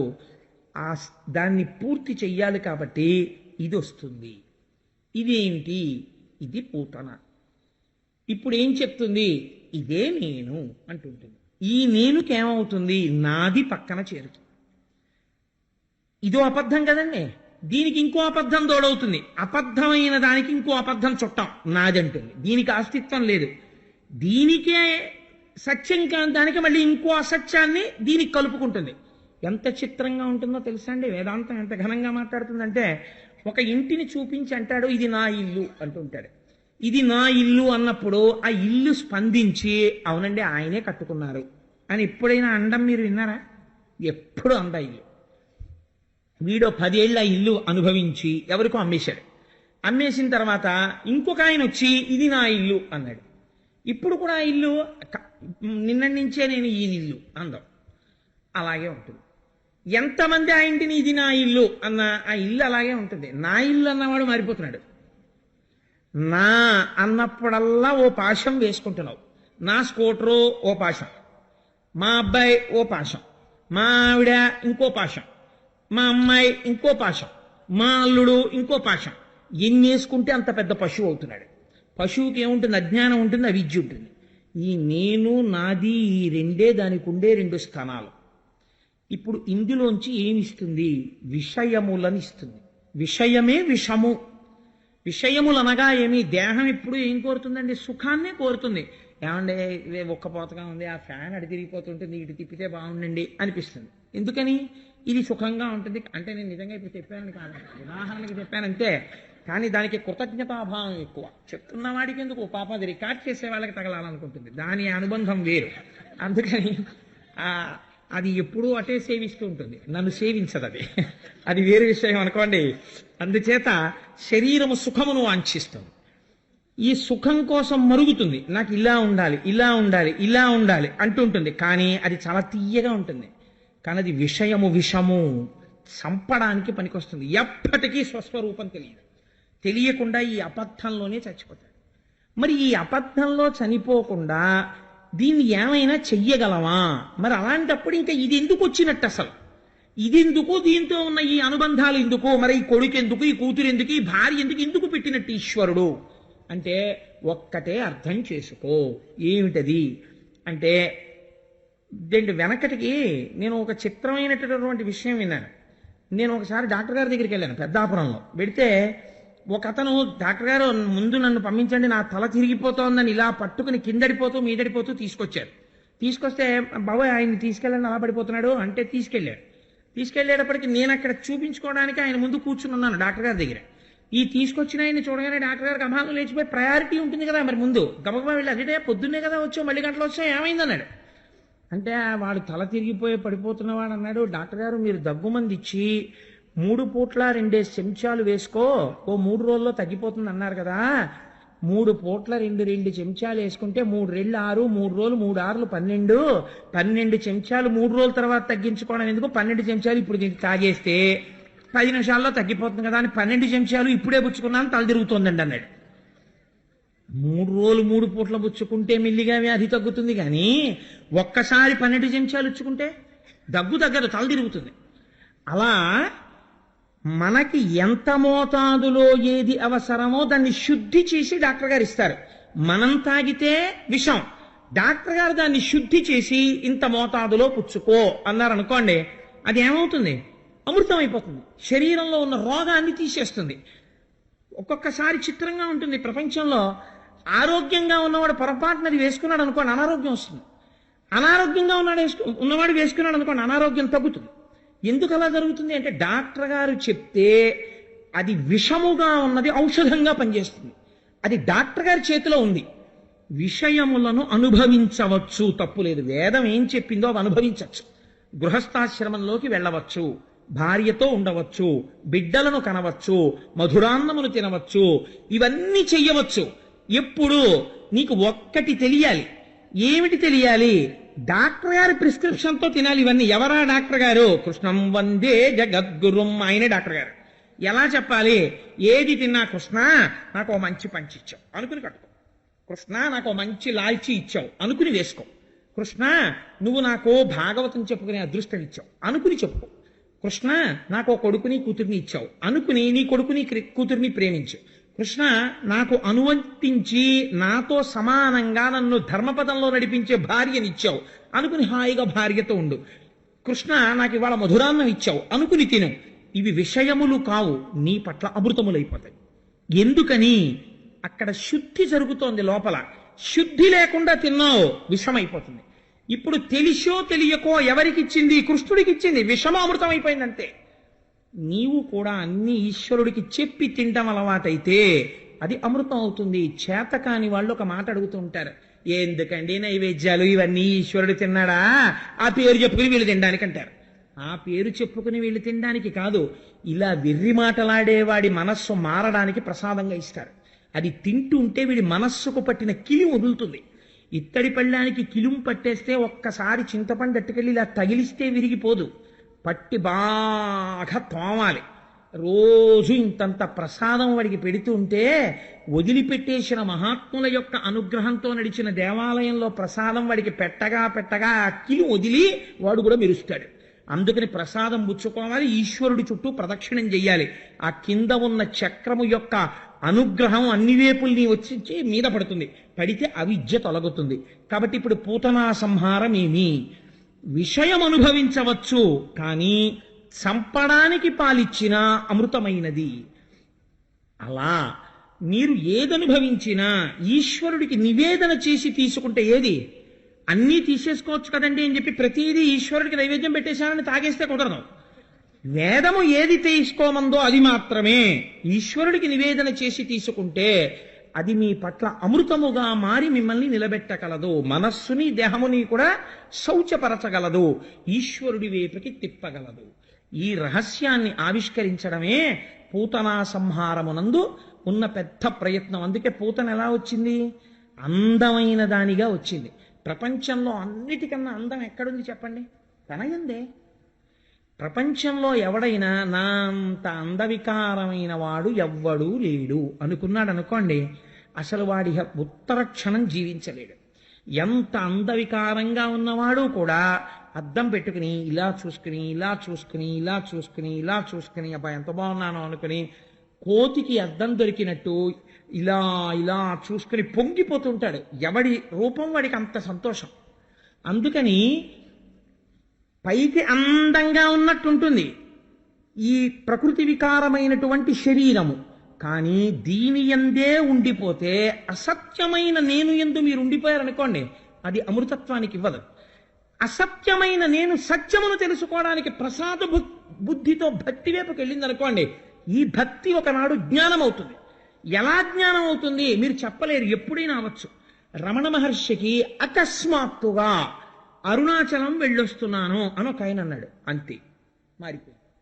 అదేంటి ఆ మాట అలా ఎందుకు మారుస్తుంది? ఎవరైనా మా ఊళ్ళో కనపడి నన్ను కాకినాడలో అరుణాచలం వెళ్ళొచ్చా అంటే నేను అయిపోయాను అలాగా, నేను అవ్వలేదు. మరి రమణ మహర్షి ఎందుకు అయ్యారు అంటే ఎప్పుడు భక్తి జ్ఞానంగా మారింది. ఈ భక్తి ఎన్ని జన్మలలోది మీకు నాకు తెలియక్కర్లేదు, జ్ఞానంగా మారుతుంది. మారే ముందే ఆయన అరుణాచలం గుళ్ళోకి వెళ్ళి వచ్చి కూర్చుని తపస్సులో కూర్చున్నారు. ఇది భక్తి జ్ఞానముగా పరిణమించుట. ఇప్పుడు ఏమైంది? అసలు నేను ఎక్కడుందో పసిగట్టారైన. ఇక్కడ ఉన్నది అసలు నేను, దానికి మరణము లేదు అని ఆ అసలు నేను ఎందు నిలబడ్డారు. నిలబడితే ఏమైంది? మోక్షస్థితిని పొందేస్తారు. అంతటా పరివ్యాప్తమైన నేనుని పొందారు. కాబట్టి నువ్వు కూడా అలా పొందాలంటే ఏం చెయ్యాలి?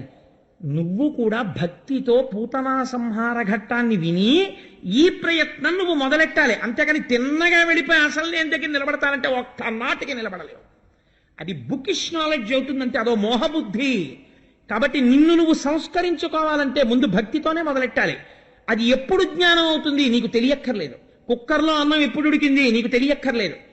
అందుకే ఒక అద్భుతమైన మాట చెప్తారు పెద్దలు. దాని గురించి ఏమంటారంటే అగ్నిహోత్రంతోటే జ్ఞానాన్ని పోలుస్తారు. There is a second, there is a fraction of time which is unknown to you. కుక్కర్లో ఉన్న అన్నంగా మీరు పోసినటువంటి బియ్యపు గింజలన్నీ కూడా మెతుకులయ్యాయి.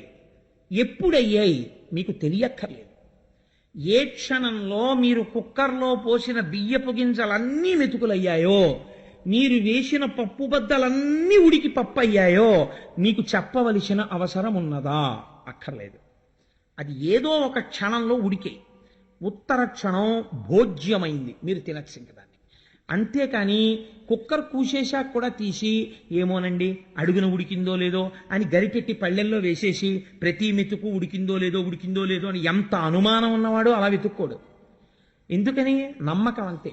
ఒకసారి అగ్నిహోత్రం మీద పెడితే ఆ బియ్యము అన్నమైపోతాయి. ఎప్పుడైపోయాయి నీకు తెలియదు, తెలియక్కర్లేదు.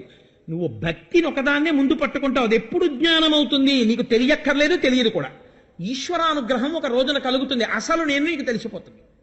ఆ తెలిసిపోవడానికి భక్తి నుంచే వెళ్ళాలి. అదే పూతనా సంహార ఘట్టం. అందుకే మొదటి లీల పూతనా సంహారంతో మొదలవుతుంది. ఇప్పుడు ఇది దేన్ని పవిత్రం చేసింది? దేహాన్ని పవిత్రం చేసింది. ఇది అపవిత్రమైనది పవిత్రమైంది. ఇది పవిత్రం అవగానే లోపల ఉన్న వస్తువుని తెలుసుకోవడానికి ఇది ఉపకరణముగా మారిపోతుంది. మారిపోయి అసలు నేనుని పసిగట్టగలిగిన స్థితికి తీసుకెడుతుంది. ఈ ఘట్టాన్ని పరమోత్కృష్టమై పరమపావనమైనటువంటి ఘట్టంగా పెద్దలు ఆవిష్కరిస్తారు.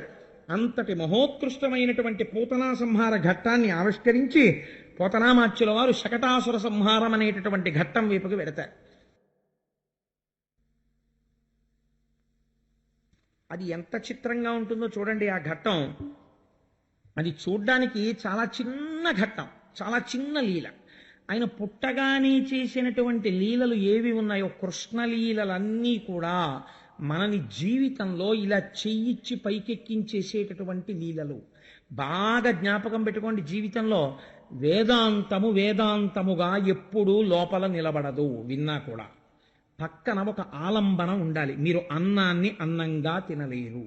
పక్కన కూరో పచ్చడో పులుసో ఉండాలి. అలాగే మీకు ఎప్పుడూ కథగా ఉండాలి. అటువంటి కథ లేకపోతే ఈశ్వరుడు లీల చేస్తాడు. నేను ఏదో చేశాననుకోండి, ఇది కోటేశ్వర లీల అని ఎవడు పిలవడు. నా కర్మ అది జరిగింది అంటారు. అదే కృష్ణుడు చేశాడనుకోండి, లీల అంటారు. ఎందుకని అంటే ఆయన కర్మతో చేసినది కాదు, లోకమునకు ఏదో పాఠం ఉన్నది. పాఠం నాకు అర్థం కాలేదు, ఏం బెంగలేదు, నీకు కథగా అర్థమైనా చాలు. మనస్సునది పట్టుకుంది. అది పట్టుకున్న వస్తువు పరమ పవిత్రమైన వస్తువు. అది ఒకనాడు నిన్ను ఉద్ధరిస్తుంది. అది ఎలా ఉద్ధరిస్తుందో నీకు చెప్పి ఉద్ధరించక్కర్లేదు, ఉద్ధరించేస్తుంది. కాబట్టి ఈ లీలల వెనకాతల అంత పవిత్రత, అంత గొప్పతనం, అంత ఔచిత్యము వీని యందు ఉన్నది. ఒకనాడు కృష్ణ పరమాత్మ బోర్లా పడ్డారు. నేను పరమాత్మ అన్న శబ్దాన్ని భక్తి చేత వాడుతున్నాను, కానీ అప్పటికి ఆయన పసిపిల్లవాడు. కేవలం పిల్లల్ని మొట్టమొదట్లో పడుకోబెడితే ఎటు పడుకున్నవాడు అటే ఆ కాళ్ళు చేతులు ఆకాశం వంక చూసి ఇలా ఇలా తిప్పుతూ ఆడుతూ నోరు తెరిచి అండం తప్ప ఇంకేం తెలియదు. మొదట చేసేది ఏది అంటే బోర్ల పడతారు. బోర్లా పడితే ఇంట్లో అదో పెద్ద ఉత్సవం. ఇంట్లో ఉన్న వాళ్ళు పెద్ద కేకేస్తారు, ఏమండో పిల్లాడు బోర్లా పడ్డాడంటారు. అనగానే అందరూ వచ్చి ఆ 2-3 ఇళ్ళకి 4 ఇళ్ళకి చెప్పి వెంటనే మేనత్త కబురెడుతుంది, పిల్లాడు బోర్లా పడ్డాడు, మేనత్తను రమ్మని. మేనత్తలది ఎంత ముద్దో వాళ్ళది అన్నదమ్ముడు బిడ్డ కోసం అని. వాళ్ళు పరిగెత్తుకొస్తారు. వెంటనే జింహచాపల్ని ఏదో వంకెట్టుకోవాలి కదా, అందుకని బోర్లా పడ్డాడు బొబ్బట్లో ఏదో అంటారు అని ఒడుగు తినేస్తారు. వీళ్ళు ఒడుగు తినేస్తారు. పాపం వాడికి ఏముంటుంది, పాపం కొంత తప్పే ఉందనుకోండి, వాళ్ళ పిల్లాడు సంతోషం వండుకు తిన్నారు కాదని మనం ఎందుకు అనాలి మధ్యలో. అందుకని బోర్లా పడ్డాడని బొబ్బట్లో ఏవో వండుకుంటారు. కానీ యశోద అలా చేయలేదు, బొబ్బట్లు వండుకోలేదు. ఆవిడేం చేసిందంటే, కృష్ణుడు బోర్లా పడ్డాడు కాబట్టి నేను ముత్తైదవులను పిలిచి వాళ్ళకి పసుపు కుంకాలు ఇస్తాను, వాళ్ళకి చీరలు పెడతాను, రవికిల గుడ్డలు పెడతాను, బ్రాహ్మణుల్ని పిలిచి గోదానం చేస్తాను, ఈశ్వరుడికి అభిషేకం చేస్తానండి. అన్నీ కూడా దైవం వైపుకు చూస్తోంది యశోద. అందుకే యశస్సుని ఇచ్చునది. కీర్తి ఎటువైపు నుంచి వస్తుందో, జీవితం ఎటు నడవాలో యశోద వైపు నుంచి తెలుస్తుంది. మీరు యశోదని చూస్తున్నారనుకోండి, మీరు ఏం చేయాలో మీకు తెలిసిపోతుంది. పిల్లాడు బోర్లా పడ్డాడు, నువ్వు బొబ్బట్లు తింటాం కాదు. ఈ శివాలయానికి వెళ్ళి ఓ అభిషేకం చేయించు, ఓ రామాలయానికో కృష్ణాలయానికో వెళ్ళి ఇంత తులసి పూజ చేయించు. నీ మనవడు బోర్లా పడేటటువంటి అదృష్టం నీకు ఈశ్వరుడు సమకూర్చినాడు. ఒక మంగళప్రదమైన కార్యం నడుస్తోంది, పిల్లవుడు వృద్ధిలోకి వస్తున్నాడు, అది ఈశ్వరానుగ్రహంగా చూడు. అందుకని యశోద వైపు నుంచి చూడాలి. కాబట్టి ఆవిడ ఏం చేసింది, అభిషేకాదులు చేస్తోంది. ఇంటి నిండా బ్రాహ్మణులు వచ్చారు, పూజలు జరుగుతున్నాయి, నందుడు మంచి సంతోషంగా ఉన్నాడు, ఇంటికి అందరూ వచ్చారు, వాళ్ళతో మాట్లాడుతున్నాడు. అబ్బో మీ పిల్లాడేమిటో పూతన మీద పడిపోయాట, బతికాట అని కథలుగా చెప్పుకుంటున్నారు. ఇప్పటి నుంచి ఆయన్ని మాత్రం తీసుకెళ్ళి, వాళ్ళది ఏముందండి, చక్కగా వాళ్ళ ఐశ్వర్యం అంతా పశువులు పాడి. అందుకని ఆ ఇంట్లో బీరువాలు లాకర్లు ఇలాంటివి ఉండవు. వాళ్ళ ఐశ్వర్యం అంతా ఏంటంటే పాలకుండలు, పెరుగుకుండలు, నీతి కుండలు. అందుకని ఓ బండి ఇంట్లో పెట్టేశారు. పెట్టేసి ఆ బండి నిండా ఇవన్నీ పెట్టేశారు. అరటి పళ్ళ గెలలు, ఆ పాలకుండలు, పెరుగుకుండలు, నీతి కుండలు ఇవన్నీ దానికి పెట్టేశారు. ఆ బండికి కూడా ఓ తోరణం కట్టేశారు. అక్కడే ఓ మంచం వేశారు. ఆ మంచం మీద ఓ పరుపు వేశారు. ఆ పరుపు మీద కృష్ణుడిని పడుకోబెట్టారు. పడుకోబెట్టి ఉత్సవం అంతా ఎవరి కోసం, ఈయన బోర్లా పడ్డాడు కాబట్టి ఉత్సవంలో పడి ఈయన్ని మర్చిపోయారు. ఈయనేం చేశాడు, ఈయనకి ఆకలేసి, ఆయనకి ఆకలేస్తుందండి, వేసింది. ఎందుకు వేసింది, ఇది మీరు బాగా గుర్తుపెట్టుకోవాలి. ఎవరి కోసం చేస్తున్నారు ఉత్సవం, ఈయన కోసం చేస్తున్నారు ఉత్సవం. మీరు చేసే ఏదైనా ముడిక్కడ పడి ఉండాలి. మొదటి పెట్టి ఇంజన్ వదలకూడదు, మిగిలిన పెట్లన్నీ తిరుపతి ఎడతాయి. మొదటి పెట్టి వదిలేసింది అనుకోండి, ఇంజన్ ఒకటే పెడుతుంది తిరుపతి. కాబట్టి మొదటి పెట్టి చాలా జాగ్రత్తగా వెయ్యాలి, ఇంజన్తో లింక్. ఏది చేసినా మొదటి కార్యం ఈశ్వరుడితోటే మొదలవ్వాలి.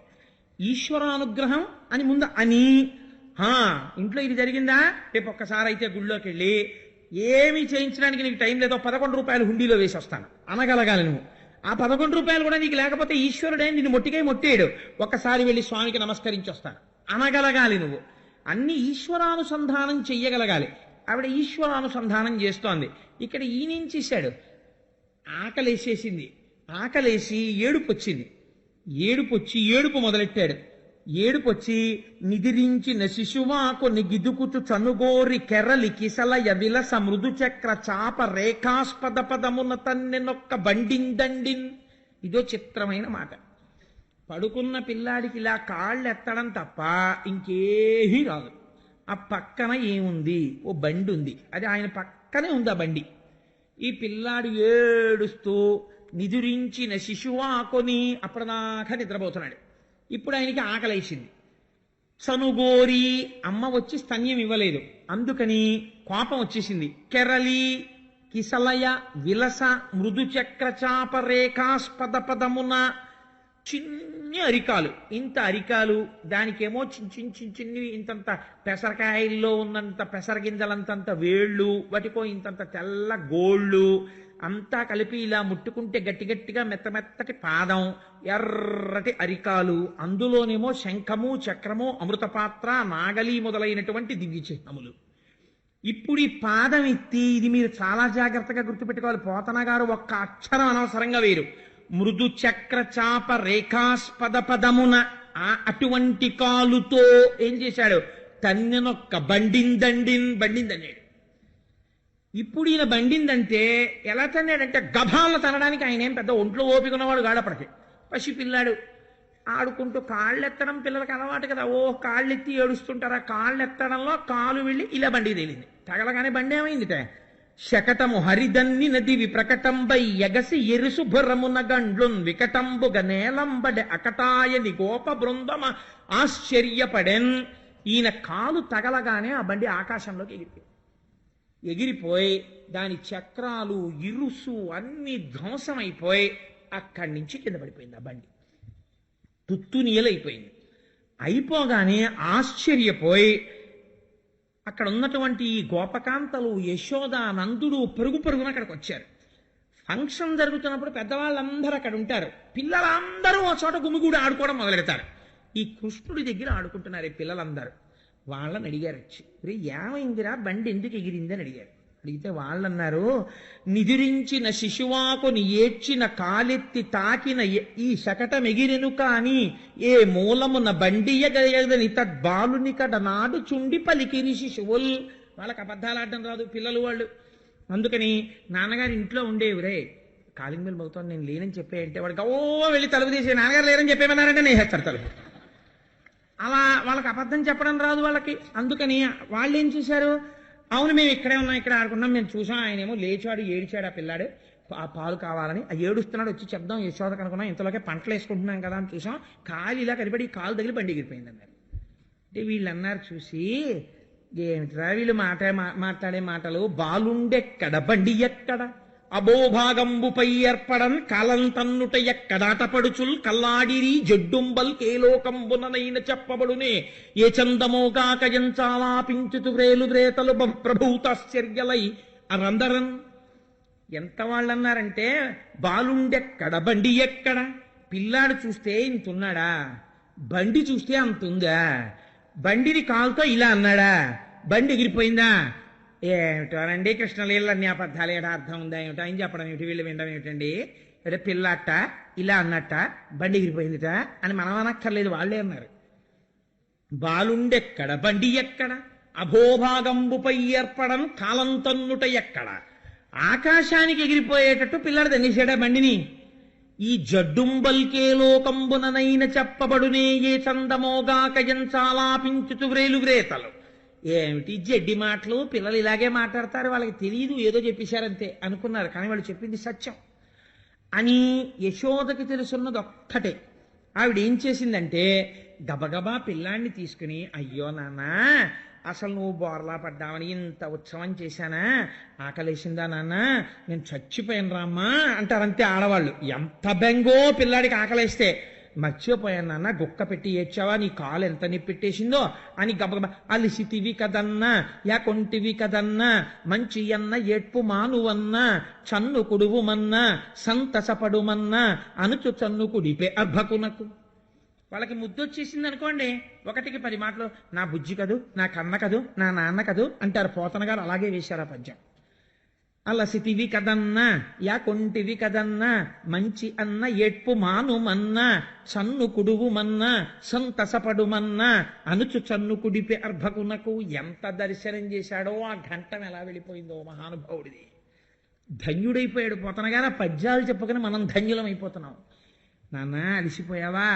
బండికి తగిలిందా నీ కాలేం నెప్పట్లేదు కదా, ఏడుస్తున్నావా? నేను అక్కడ ఉండిపోయానా? నాన్న పాలు తాగు నాన్న, నా తప్పైపోయింది నాన్న, ఇంకెప్పుడు నీకు పాలు ఇవ్వకుండా ఎక్కడికి వెళ్ళనే అని ఆ పిల్లాడికి ఎందుకండి అంత ఎక్స్ప్లెనేషన్? అంటే అది అమ్మ హృదయం, ఆ మాతృత్వానికి ఉన్న గొప్పతనం అది. అందుకే స్త్రీ జన్మకి ఏది సార్థకత? ఆ మాతృత్వమునందు ఆ దేవతాంశ ప్రవేశించినది, పరాభట్టారికా రూపమై నిలబడినది. అందుకనంత గొప్పతనం వచ్చింది స్త్రీకి అని. ఆ పాలు పడితే పరమాత్మ అంతటి వాడు యశోద పాలు తాగేశాడు. ఆ మాటలకి పాలు తాగేసి ఆవిడ ఒళ్ళో పడుకున్నాడు. ఇది చాలా చిన్న లీల.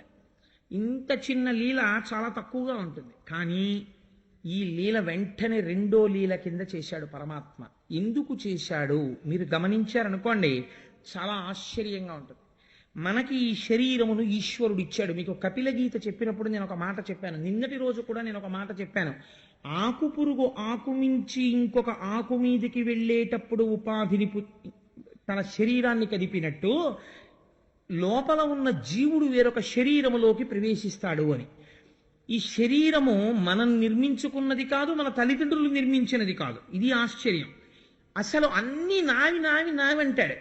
అసలు నావి నేను అని చూపించిన ఇందులో ఏ ఒక్కటి తనది కాదు. ఈ పైన ఉన్న చర్మము తనది కాదు, రక్తము తనది కాదు, మాంసము తనది కాదు, కొవ్వు తనది కాదు, శుక్ల తనది కాదు, మేధ తనది కాదు, ఊపిరితిత్తులు తను తెచ్చుకోలేదు, గుండె తను తెచ్చుకోలేదు, ఏది తను తెచ్చుకోలేదు. ఏది తను తేకపోయినా ఈశ్వరుడు దీన్ని నిర్మాణం చేశాడు. ఈశ్వరుడు దీన్ని ఇంత గొప్ప నిర్మాణం చేసి ఈ దేహాన్ని ఇస్తే, ఈ దేహము దేని కొరకు వచ్చినది? ఇది శకటము. శకటం అంటే బండి. మనం మంచి మోడల్ కారు కావాలని ఈ పెయింట్ ఉండాలి, ఆ పెయింట్ ఉండాలని ఒక కారు కొనుక్కుంటాం. ఆ కారు ప్రయోజనం ఏమిటండి? ఆ కారు కొనుక్కుని ఈ కారు ఇలా మా ఇంట్లో ఉంటే చాలు అని ఎవరైనా అని కారు కొనుక్కోగానే టైర్లు కోసేసి ఇది ఇలా మా ఇంట్లో ఎక్కడికి వెళ్లకుండా ఇలా ఉండాలండి అని ఎవడైనా అంటాడా? ఏ మూర్ఖుడైనా. ఆ కారు ఎక్కడికి కావాలంటే అక్కడికి తీసుకెళ్ళాలి అంటాడు. ఇది కూడా శకటము. అన్ని శరీరములు శకటములే, ప్రత్యేకించి మనుష్య శరీరము మహోత్కృష్టమైన శకటము. ఈ బండినికి మీరు తీరాన్ని చేరగలరు, కానీ ఈ బండినికి మనము తీరము చేరడం లేదు. ఎందుకు చేరట్లేదు అంటే ఒక్కటే కారణం, దీన్ని దేనికోసం ఉపయోగించాలో దానికోసం ఉపయోగిస్తే తీరం చేరుతారు. కారు మీదే ఇక్కడ బయలుదేరి రేపు పొద్దున్నే విశాఖపట్నం వెళ్ళాలండి అన్నవాడు ఏం చెయ్యాలి? కారులో విశాఖపట్నం వెళ్ళే రోడ్డు ఎక్కాలి, అంతేకాని అమ్మో ఏమంటే రోడ్ల మీద జనం అది ఉంటారు, నేను ఇక్కడి నుంచి విశాఖపట్నం ఎన్ని కిలోమీటర్లు అండి అంటే 200 కిలోమీటర్లు అండి అంటే ఎన్ని లీటర్ల పెట్రోల్ కొట్టించుకోవాలండి? ఓ 50 లీటర్లు కొట్టించుకోండి అన్నారు అనుకోండి ఉదాహరణకి. ఆల్ రైట్, 50 లీటర్లు కొట్టుకుని 200 కిలోమీటర్లు ప్రయాణిస్తే వైజాగ్ వచ్చేస్తుందండి అంటే వచ్చేస్తుంది. అనగానే అయ్యప్ప స్వామి గ్రౌండ్లోకి తెల్లారకట్ట వచ్చేసి ఇక్కడైతే ఎవరు జనం ఉంటారని గుండ్రంగా 200 కిలోమీటర్లు తిరిగేసి ఆగిపోయి ఏ 10 అయిన తర్వాత ఏమంటే వైజాగేనా అండి అని అడిగాడు అనుకోండి. కాకినాడ అండి ఇది అన్నారు అనుకోండి. అదేమిటండి 200 కిలోమీటర్లు పెడితే కారులో వైజాగ్ వస్తుంది అన్నాడే, నేను 50 లీటర్లు కొట్టించాను, 200 కిలోమీటర్లు తిరిగాను, కాకినాడలో ఉన్నాను ఏంటంటే అని మీరు వాళ్ళ ఇంటికి వెళ్ళిపోయింది చొక్కా పట్టుకు బయటికి లాగేసి, మూర్ఖుడానికి బుద్ధి లేదు, 200 కిలోమీటర్లు వెళ్ళాను, కారు చూడు కావాలంటే 50 లీటర్ల పెట్రోల్ అయిపోయింది, కాకినాడలోనే ఉన్నాను, నువ్వు తప్పు చెప్పావన్నారు అనుకోండి. తప్పు అయిందా మీద? ప్రయాణం యథార్థం, 50 లీటర్లు ఖర్చు అయింది యథార్థం, మీరు డబ్బు కట్టింది యథార్థం, 4 గంటల కారులో ప్రయాణం యథార్థం, కానీ 0 తిరిగారు మీరు. అది అసలు ఉన్న పెద్ద తేడా అక్కడ ఉంది. ఇవన్నీ యథార్థం. లక్ష్యం వైపుకి ఎందుకు వెళ్ళలేదు? ఎటెళ్లాలో అటెళ్ళలేదు కదా. శకటం ఎక్కింది యథార్థం. ఈశ్వరానుగ్రహంగా ఇన్నాళ్ళకి ఈ శకటం వచ్చింది. ఏ కుక్క శకటమో పిల్లి శకటమో వస్తే ఈ అనుగ్రహాలు ఉండవు. ఈ శకటం వచ్చింది కాబట్టి భాగవతం వినగలడు, ఈ శకటం వచ్చింది కాబట్టి ఇక్కడికి వచ్చి కూర్చోగలడు. ఇంకో శకటం ఇక్కొచ్చాడు అనుకోండి తోసేస్తాడు. ఎందుకని? ఆ శకటం భాగవతం వినడానికి పనికిరాదు, గుళ్ళోకి రావడానికి పనికిరాదు, అందుకని తీసేస్తారు దాన్ని. ఈ శకటం అయితేనే కూర్చోపెడతారు. తీసేయచ్చమ్మా, మీకు అభ్యంతరకరంగా ఉంటే ఆ శకటాన్ని తీయండి, తప్పేం లేదు, పక్కకి తోసేసేయండి. అందుకని ఈ శకటము మహోత్కృష్టమైన శకటము, కానీ చంపకండి తల్లి, పక్కకి తోసేయండి అంతే. కాబట్టి ఇది ఇంత గొప్ప శకటము, కానీ ఇది ఎందుకు పనికొస్తోంది? దీంతో హాయిగా గుళ్ళోకి వెళ్ళొచ్చు, ప్రదక్షిణం చెయ్యొచ్చు, కావలసింది తినచ్చు. నేను ఒకటికి 10 మాటలు ఇదే మాట చెప్తుంటాను, వేదాంతానికి పునరావృత్తి దోషం లేదు. కావలసింది తినచ్చు, ఈశ్వరానుగ్రహం అనొచ్చు, ఇంట్లో ఉండొచ్చు, ఈశ్వరానుగ్రహం అనొచ్చు. కానీ వీడు ఇదొక్కటే వదిలేస్తాడు, ఈశ్వరానుగ్రహం ఒకటే వదిలేసి నా ప్రజ్ఞ అంటుంటాడు. ఇదే గుండ్రంగా జరగడం. ఇదంతా నేనేనండి అంటాడు. ఇది నేనే కట్టానండి ఇల్లు, ఇంత పొడుగు నేనే అయ్యానండి, ఇలా ఇంత బలవడానికి కావలసిన విటమినైజ్డ్ ఫుడ్ నేనే తిన్నానండి, భాగవతం నేనే చెప్పానండి, గుళ్ళోకి నేనే వచ్చానండి అంటాడు. ఈశ్వరుడు చెప్పించాడు అన్నాడు అనుకోండి, వాడు వైజాగ్ రోడ్ ఎక్కేశాడు. ఈశ్వరానుగ్రహంతో నేను అన్నం తిన్నాను అన్నాడు అనుకోండి, వాడు పిఠాపురం వెళ్ళిపోయాడు. ఈశ్వరానుగ్రహంతో రాత్రి బాగా నిద్రపోయాను అన్నాడు అనుకోండి, గొల్లపురం వెళ్ళిపోయాడు. ఈశ్వరానుగ్రహంతో నాకు 2 బిడ్డలు పుట్టారు అన్నాడు అనుకోండి, అనవరం వెళ్ళిపోయాడు. ఈశ్వరానుగ్రహంతో నేను మంచి ఉద్యోగంలో ఉన్నాను అన్నాడు అనుకోండి, తుని వెళ్ళిపోయాడు. ఈశ్వరానుగ్రహంతో నేను భాగవతం చెప్పుకోగలుగుతున్నాను అన్నాడు అనుకోండి, వైజాగ్ వెళ్ళిపోయాడు.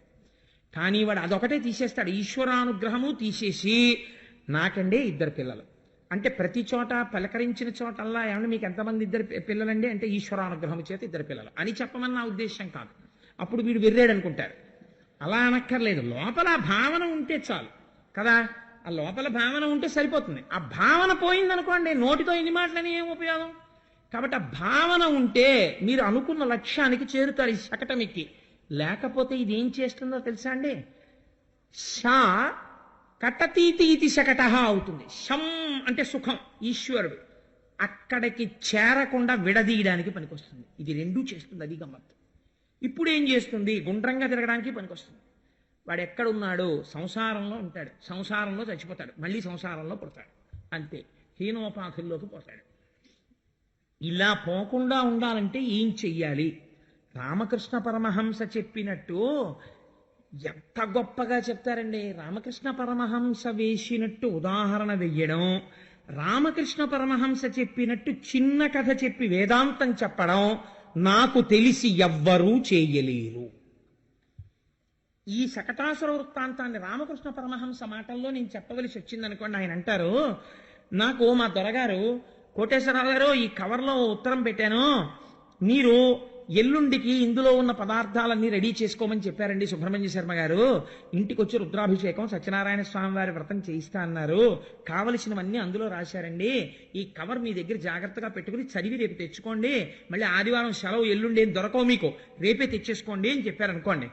నేను ఆ కవరు ఏదో ఆలోచిస్తూ ఎవరితో మాట్లాడుతూ ఎక్కడో పెట్టేశాను అనుకోండి. పెట్టేసి ఓహో వెతుకుతున్నాను ఆ కవర్ కోసం. వెతుకుతుంటే నా భార్య వచ్చి ఏమిటి అలా వెతుకుతున్నారండి, దొరగారు రాత్రి కవర్ ఒకటి ఇచ్చారే, సుబ్రహ్మణ్య శర్మ గారు రాసి ఇచ్చిన ఉన్నాయి అందులో, ఆ కవర్ దొరకలేదు అన్నాను. మా అమ్మాయి అడిగింది, మా అబ్బాయి అడిగాడు, ఎవరో మా ఇంటికి వచ్చిన వాళ్ళు అడిగారు. అడుగుతుంటే ఆఖరికి నా బలహీనతలు బాగా తెలుసున్న సత్యనారాయణ వచ్చాడు.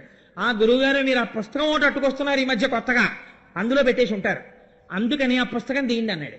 ఆ పుస్తకం ఇలా తీసేటప్పటికి అందులో ఉంది కవర్. ఇప్పుడు ఆ కవర్ ఇలా తీశాను, అందులో ఏమున్నాయి అంటే ఏదో మామిడి మండలు, పసుపు, కుంకం ఒక్కొక్కటి చదువుతుంటే ఉన్నాయి ఉన్నాయి ఉన్నాయి అంది మా ఆవిడ. ఇంకా తెచ్చుకోవలసింది ఏమిటి, ఒక్క వట్టివేరులోటి తెచ్చుకోవాలి బజార్లోంచి, వచ్చేటప్పుడు ఓ తేనె సీసా ఓటి తెచ్చుకుంటే చాలు, మిగిలినవన్నీ ఇంట్లోనే ఉన్నాయండి అంది. కాబట్టి ఇప్పుడు నేను ఏం చేశాను, ఆ ఉత్తరాన్ని తీసి పక్కన పడేసి ఆ వట్టివేరులోనూ తేనె కదా నాకు గుర్తుంటుందిలే, వస్తూ తెచ్చేస్తాను. మరి ఇప్పటిదాకా ఇంత వెతికిన కవరు ఉత్తరం ఎందుకు అక్కర్లేనివైపోయాయి? అందులో ఉన్నది నీకు తెలిసిపోయింది, ఇంక అక్కర్లేదు, అది గుర్తెట్టుకు తెచ్చేసుకోగలవు. ఇప్పటి వరకు గుండ్రంగా తిరుగుతున్న వాడివి అలా తిరగకూడదని తెలిసిపోయింది, చాలు, ఇంకా ఉత్తరం నీకు అక్కర్లేదు. శకటాసుర వృత్తాంతం ఒక్కసారి తలకెక్కేస్తే చాలు, నీకు ఎలా వెళ్ళిపోవాలో తెలిసిపోయింది. రామకృష్ణ పరమహంస మాటల్లో అయితే అంతే, దాని వృత్తాంతం కానది ఎంత పెద్ద మలుపు జీవితంలో, అంత పెద్ద మలుపు. అయితే అంత తేలిగ్గా తిరిగిపోతుందా అండి కారు, వైజాగ్ వైపుకి వెళ్ళిపోతుందా అంటే నువ్వు ఓ పిశాచాన్ని పెంచావు. అదేంటండి నేను ఎప్పుడు పెంచానండో అని మీరు అనొచ్చు. వెనకటికి ఒక సాధకుడు చాలా కష్టపడి సాధన చేసి ఒక పిశాచాన్ని వశం చేసుకునే శక్తులు సంపాదించాడు. అంటే నేను చెప్పట్లేదు, రామకృష్ణ పరమహంస చెప్పారు ఈ కథ. ఆ పిశాచం వశమైంది, ప్రత్యక్షమైంది. నీకు నేను వశురాలనయ్యాను కాబట్టి నేను చాలా సంతోషించాను, నా గురించి ఇంత సాధన చేశావు, కానీ నాకు బలహీనత ఉన్నది, నువ్వు నాకు ఏదో ఒకటి చెప్పాలి, లేకపోతే చంపేస్తాను, నీ తల బదలు కొట్టేస్తాను, నాకు ఏదో ఒకటి చెప్పండి అంటే ఈయన చాలా సంతోషించాడు. అబ్బా ఎవరు దొరుకుతారా ఇలా. కాబట్టి ఇమీడియట్ ఏంటంటే పని మనిషి removed from service, driver removed from service, అందరినీ తీసేశాడు. ఎందుకంటే ఇంక ఈయన ఉన్నాడు కదా అని పిశాచాన్ని పిలిచి అంట్లు తోమేయాలి, బట్టలు ఉతికేయాలి, ఇల్లు తుడిచేయాలి అన్నాడు. ఉఫ్ఫలు అలా తిరిగి వచ్చి అయిపోయి ఇంకోటి చెప్పాలి. అది పిశాచం. అమ్మ బాబా ఇదేమిట్రా ఇలా చేసేస్తోంది అనుకుని ఆల్ రైట్ రైతు బజార్కి వెళ్ళి కూరలు తేవాలి అనేటప్పటికి తెచ్చి ఎక్కడ పెట్టేశాను ఇంట్లో ఇంకోటి చెప్పాలి. అన్నీ చెప్పేశాక ఇంక చెప్పడానికి మిగలలేదు, చంపేస్తాను చెప్పకపోతే.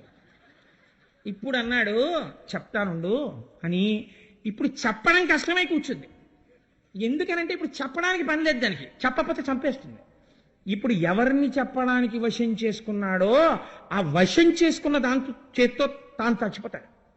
కాబట్టి ఇప్పుడు ఏం చేశాడు, గురువుగారి దగ్గరికి పరిగెత్తాడు. గురువుగారు ఏదో ఒకటి చెప్పకపోతే చంపేస్తానంటోంది, మీరు ఒరే ఈశ్వరుణ్ణి వశం చేసుకునే ప్రయత్నం చేయరా, భక్తితో ఉండరా అంటే పిశాచాన్ని చేసుకుంటానండి అని అడిగాను, నీ కర్మ అలాగే చేసుకో అన్నారు, ఇప్పుడు దానికి ఏదో పని చెప్పమంటోంది, నేను ఏం చేయను గురువుగారు అన్నాడు. అంటే గురువుగారు అన్నారు దానికి ఎందుకురా అంత బెంగెట్టుకుంటావు అని ఆయనది చక్కగా గిరజాలు దుత్తు ఓ వెంట్రుక తీసి వాడి చేతిలో పెట్టి దీన్ని తిన్నగా చేసి నాకు చూపించు అని పిశాచానికి ఇచ్చేయన్నాడు. పట్టుకెళ్ళి ఇచ్చేశాడు. దీన్ని తిన్నగా చేసి పట్టరా అన్నాడు. అది ఇటు కాలెట్టి ఎంతసేపు నుంచి కాళ్ళు తీస్తే మళ్ళీ ఇలా చుట్టుకుంటోంది. దాని జీవితాంతం ఆ పిశాచం అలాగే పడుంది, కానీ ఇది మాత్రం తిన్నగా అవదు. ఇప్పుడు గట్టెక్కాడు, ఇంకా అది పని అడగదు, ఇంకెప్పుడు దాన్ని పిలవడు. గుండ్రంగా తిరగడం అంత తొందరగా మానేస్తుందని మీరు అనుకుంటున్నారా? పిశాచానికి అలవాటు చేసినట్టు దీనికి అలవాటు అయింది. ఎవరు నువ్వు అంటే ఇదే నేనంటాం. దీని సుఖమే చూడ్డం, దీని సుఖమే నిజమైన సుఖం అనుకోవడం, ఈశ్వరుణ్ణి విస్మరించి అన్ని నా ప్రజ్ఞండం ఎప్పటి నుంచో అలవాటయ్యాయి. అంత తొందరగా ఈ పిశాచం లొంగదు. గురువుగారు అనుగ్రహం కావాలి. ఇప్పుడు ఆ గురువు ఎవరు? కృష్ణం వందే జగద్గురుం. కాబట్టి శకటాసుర సంహారాన్ని కథాభాగంగా విని దేహభ్రాంతిని విడిచిపెట్టి ఈ శకటమును ఎందుకెక్కావో నువ్వు తెలుసుకుంటే ఈ శకటము పవిత్రమైనది. ఇప్పుడు ఈ శకటం ఏం చేస్తుంది? పిశాచము వదిలిపెట్టేస్తుంది. వదిలిపెట్టి వేరే పనిలో పడిపోతుంది. అది ఇంకా ఎందుకని? దానికి ముందు గురువు గారు అనుగ్రహం తగిలింది. అది వెంట్రుకను సవరించడానికి పోయింది. అది ఇప్పుడు ఎక్కడికి వచ్చింది అంటే ఈశ్వరానుగ్రహం ఈశ్వరానుగ్రహం ఈశ్వరానుగ్రహం అంటున్నాడు. అన్నప్పుడల్లా రోడ్డుకి పక్కకి వెళ్ళదు, కారు రోడ్డు ఎక్కేస్తుంటుంది. ఇదొక్కది అలవాటు చేసేసుకుంటే చాలు. ఈశ్వరానుగ్రహం పక్కవాడిని కొట్టేస్తానండి, అలా ఎందుకు చేస్తావు అంటుంది వెంటనే. అలా చేయనివ్వడు కృష్ణుడు. ఈశ్వరానుగ్రహం పక్కవాడి డబ్బులు కొట్టేస్తానండి అనలేరు మీరు. ఈశ్వరానుగ్రహం వాణ్ణి నాశనం చేసేస్తానండి అనలేరు మీరు. ఏం చేస్తుంది? మిమ్మల్ని సాత్వికమైన ప్రవృత్తిలోకి తిప్పేస్తుంది. ఇప్పుడు ఏమైపోయింది? మీరు ఒక కంఫర్టబుల్ వెహికల్లో కూర్చున్నారు. ఇప్పుడు ఇందులో కూర్చున్నా ఏమీ బాధ లేదు. ఎందుకని? ఎత్ర యోగేశ్వర కృష్ణో ఎత్ర పార్థో ధనుర్ధరః తత్ర శ్రీర్విజయో భూతి ధ్రువా నీతిర్మతిర్మమ. డ్రైవర్ సీట్లో ఎవరిని పెట్టేశారు? కృష్ణుని పెట్టేశారు. కష్టమే రాని సుఖమే రాని అన్ని సుఖాలు వస్తాయా? కష్టం వస్తుందో నాడు జ్వరం వచ్చింది. వస్తే ఈశ్వర ఏమి నీ అనుగ్రహం, జ్వరాన్ని ఇచ్చావా అంటే ఏదో నేను పెద్ద పాపం చేశాను, పెద్ద కష్టం పెడితే నేను బాధపడిపోతానని జ్వరం ఇచ్చి తీసేసావా ఈశ్వరా, నేను ఇలా తిరుగుతున్నానని ఓ 2 రోజులను పడుకోబెడదాం అనుకున్నావా? చాలా సంతోషం. చంద్రశేఖర పరమాచార్య స్వామి వారైతే ఏమన్నారో తెలుసా అండి? పరమాచార్య స్వామి వారికి 104 జ్వరం వచ్చిందో రోజు తెల్లవారకట్ట లేచేటప్పటికి. స్నానం చేసి వచ్చేస్తున్నారు గబగబా. శిష్యులు చూసన్నారు, మహానుభావ 104 జ్వరం వచ్చింది, ఒళ్ళు కాలిపోతోంది, తలస్నానం చేశారేమిటండి అన్నారు. అంటే పరమాచార్య స్వామి అన్నారు, నాకు ఎన్ని జన్మలకో ఈశ్వరుడు పంచాగ్నిహోత్ర తపస్సు చేసే అదృష్టం ఇచ్చాడన్నారు. పంచాగ్నిహోత్ర తపస్సు చేసేవాడు 4 వైపులా అగ్ని పెట్టుకుని సూర్యుడి వంక చూస్తూ తపస్సు చేయాలి. 5 అగ్నిహోత్రాల మధ్యలో ఉంటే ఎలా ఒళ్ళు కాలుతూ ఉంటుందో అలా 104 జ్వరంతో కాలుతోంది. ఇప్పుడు నేను కూర్చుని పంచాక్షరి చేస్తే పంచాగ్నిహోత్ర తపస్సు చేసిన వాణ్ణి, మామూలుగా కాదు, ఇది కూడా చెయ్యి చంద్రశేఖర అని ఈశ్వరుడు నాకు జ్వరం ఇచ్చాడు. ఏమనుగ్రహం నా స్వామిదన్నారు. ఎంత గొప్ప విషయం చూడండి. అంటే ఇప్పుడు ఆయన ఎక్కిన శకటమునకు ఎవరు సారథిగా ఉన్నాడు? కృష్ణ భగవానుడు ఉన్నాడు. ఆయన ఉండగా ఒకటే నమ్మకం, as long as the driver is capable, so long the man sitting in the car will be safe. sooner the driver is at fault, the next moment the man sitting in the car is going to meet with an accident. అంతే కదండి. కారులో కూర్చున్నవాడు చాలా గొప్ప అధికారి. What if driver బుద్ధి ప్రమాదమునందున్నది. రాకూడని సమయంలో డ్రైవర్కి నిద్ర వచ్చింది. వెనక సీట్లో కూర్చున్న పెద్ద ఆఫీసర్ ఆయన at a pen stroke medical leave ఇట్లాంటి పరిస్థితుల్లో కూడా ఇవ్వను, వచ్చి డ్యూటీకి జాయిన్ అవ్వు అని ఫైల్ మీద ఒకటికి రాస్తున్నాడు. 104 జ్వరంగా ఉందండి అని డాక్టర్ సర్టిఫికేట్తో పెట్టుకున్నాడు ఒక ఆయన లీవ్ అప్లికేషన్. కుదరదు, services important, you continue in service, after 1 week I will consider as to whether the leave can be granted or not అని రాస్తున్నాడు ఫైల్ మీద. ఈ టైంలో డ్రైవర్కి నిద్ర వచ్చి యాక్సిడెంట్ అయింది. ఈయనకి మెడికల్ లీవ్ ఈయన పైవాడికి గ్రాంట్ చేయాలి. ఎందుకని? ఈయనదా దోషం డ్రైవర్దా? డ్రైవర్ది దోషం, వెహికల్ దోషం కాదు, డ్రైవర్లో తేడా ఉన్నది. డ్రైవర్ నిద్రపోయాడు, వెనకాల కూర్చున్న ఆయనకి ప్రమాదం వచ్చింది. డ్రైవర్ స్థితప్రజ్ఞుడై ఉన్నాడు, 1000 కళ్ళతో చూసి నడిపిస్తున్నాడు. లోపల కూర్చున్న ఆయన పడుకున్నాడు, నిద్రపోతున్నాడు, ఇలా పడుకుని కులుకుతున్నాడు. హాయిగా వెళ్ళిపోతున్నాడు నిద్రపోతూ. హాయిగా అలసట తీర్చుకుని దిగిపోయాడు అవతల స్టేషన్లో. ఎందుకు దిగిపోయాడు? 14 కంపార్ట్మెంట్లుంటే ఏసీ 3 టైర్ ఒకటి, ఓ ఏసీ 2 టైరు, ఓ ఏసీ ఫస్ట్ క్లాస్ ఉంటే, ఒక జనరల్ కంపార్ట్మెంట్ ఉంటే, చలిగాలిలో ట్రైన్ వెళ్ళిపోతున్నప్పుడు కిటికీలు వేసేసుకుని అందరూ ఇలా కులుకుతూ ఉంటారు. సరే, బెర్తలు ఉన్న వాళ్ళు హాయిగా నిద్రలో పోతుంటారు. అందులో నిద్రపోకూడని వాళ్ళు 3 ఉంటారు. ఎవరు వాళ్ళు? ఒక డ్రైవరు, ఒక అసిస్టెంట్ డ్రైవరు, ఒక గార్డు. నాకు తెలిసి విజయవాడ రైల్వే స్టేషన్కి, ఏలూరు రైల్వే స్టేషన్కి మధ్యలో ఎట్టి పరిస్థితుల్లో కాషన్ ఆర్డర్ ఉండదు. కాబట్టి మన ఇద్దరం 1 గంట నిద్రపోవచ్చు, లేరా పడుకో అని డ్రైవరు, అసిస్టెంట్ డ్రైవరు పడుకున్నారు అనుకోండి, గార్డు కూడా పడుకున్నాడు అనుకోండి, ఎంత ప్రమాదం. వీళ్ళందరూ నిద్రపోవచ్చు, ఇన్ని వేల మంది, వాళ్ళు 3 తెలివేసి ఉంటే చాలు, హాయిగా చేరిపోతారు. డ్రైవరు ఏ బుద్ధి, ఆ బుద్ధి నీదనకుండా కృష్ణపాదాల దగ్గర పెట్టేసి, ఈశ్వరా ఈ శకటాన్ని నేను ఎక్కినందుకు, అంటే ఈ శకటములోనున్న నేను, జీవబుద్ధితో ఉన్న నేను ఆత్మయందు సంగమించి ఇక్కడే యథార్థమైన నేను తెలుసుకోవడానికి ఈ శకటము పనికి రావాలి. ఇదే భోజనం చేస్తే సత్యం తర్తేన పరిశించామి, ఋతం త్వా సత్యేన పరిశించామి అని పొద్దున్న రాత్రి తిప్పడం. సత్యము ఋతమగుగాక, ఋతము సత్యమగుగాక. అసత్యము నుండి అసత్యమునందుండి సత్యమును తెలుసుకోవడానికి అసత్యము పనికి రావాలి. అందుకని అటువంటి శకటమై ఈ శకటము మిమ్మల్ని లక్ష్యాన్ని చేరుస్తుంది. ఎప్పుడు?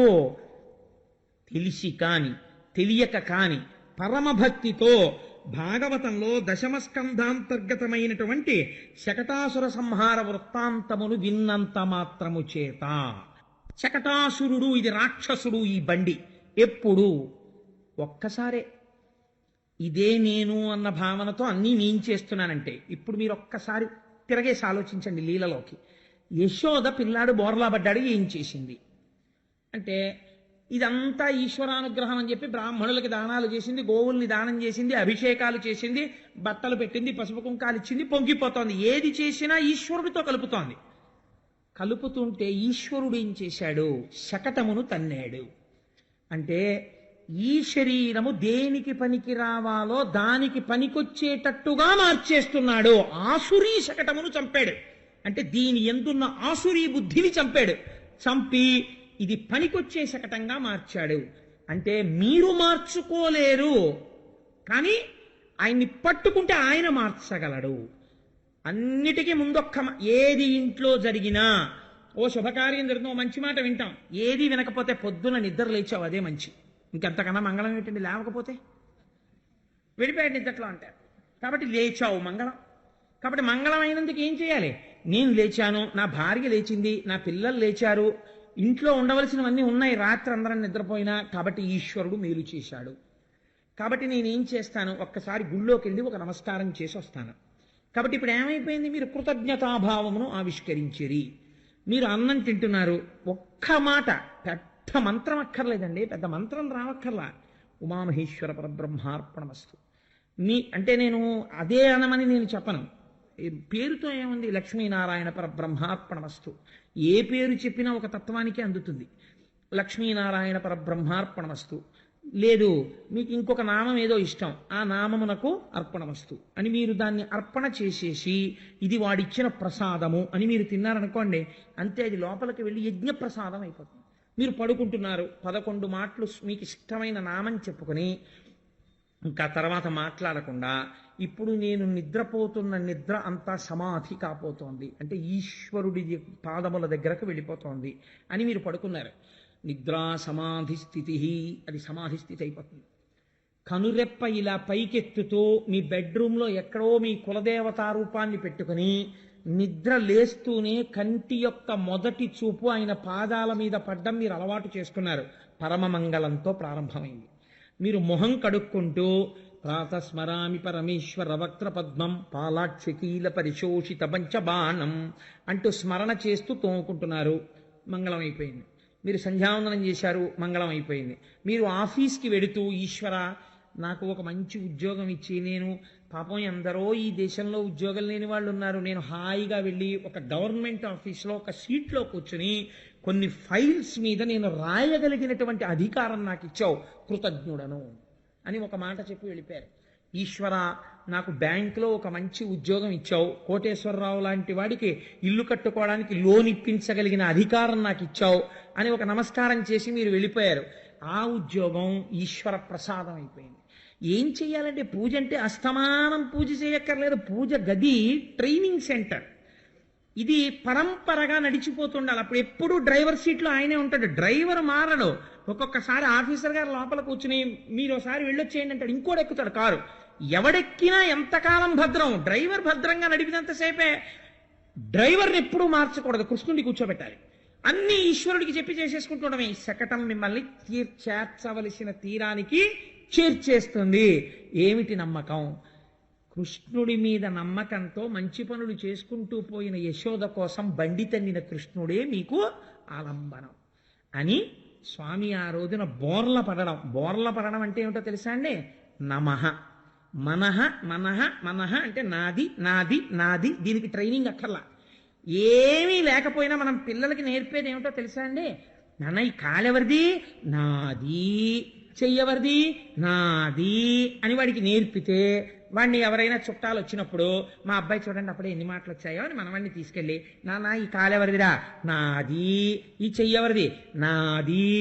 నాన్నమ్మ ఎవరిది?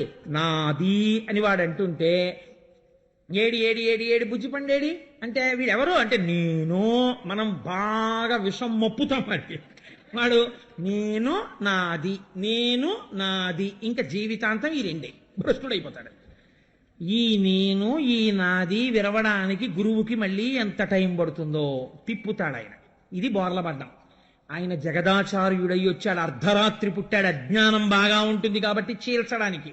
అందుకని ఆయన ఏం చేస్తాడు? మనహ మనహ అనకరా, నాది నాది అనకో. ఇలా పువ్వట్టుకుని ఓం నిధనపతయే నమః, నాది కాదను. ఓం నిధనపతాంతికాయ నమః, ఓం ఊర్ధ్వాయ నమః, ఓం ఊర్ధ్వలింగాయ నమః, ఓం హిరణ్యాయ నమః, ఓం హిరణ్యలింగాయ నమః అను. ఇదే పూజ. రేపు శివరాత్రి నాడు మీరు విందురు కానీ మీ అందరితో అనిపిస్తారు ఈ నామాలు.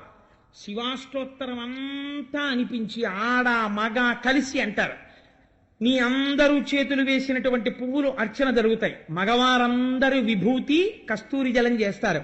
ఆడవారందరూ చక్కగా క్యూలో లేచొచ్చి వరుసగా అద్భుతంగా నామం జరిగిపోతుంటుంది. మీరు వచ్చి కుంకుమ అమ్మవారి పాదాల మీద వేసి వెళ్ళిపోయి మళ్ళీ వెళ్ళి కూర్చుంటుంటారు.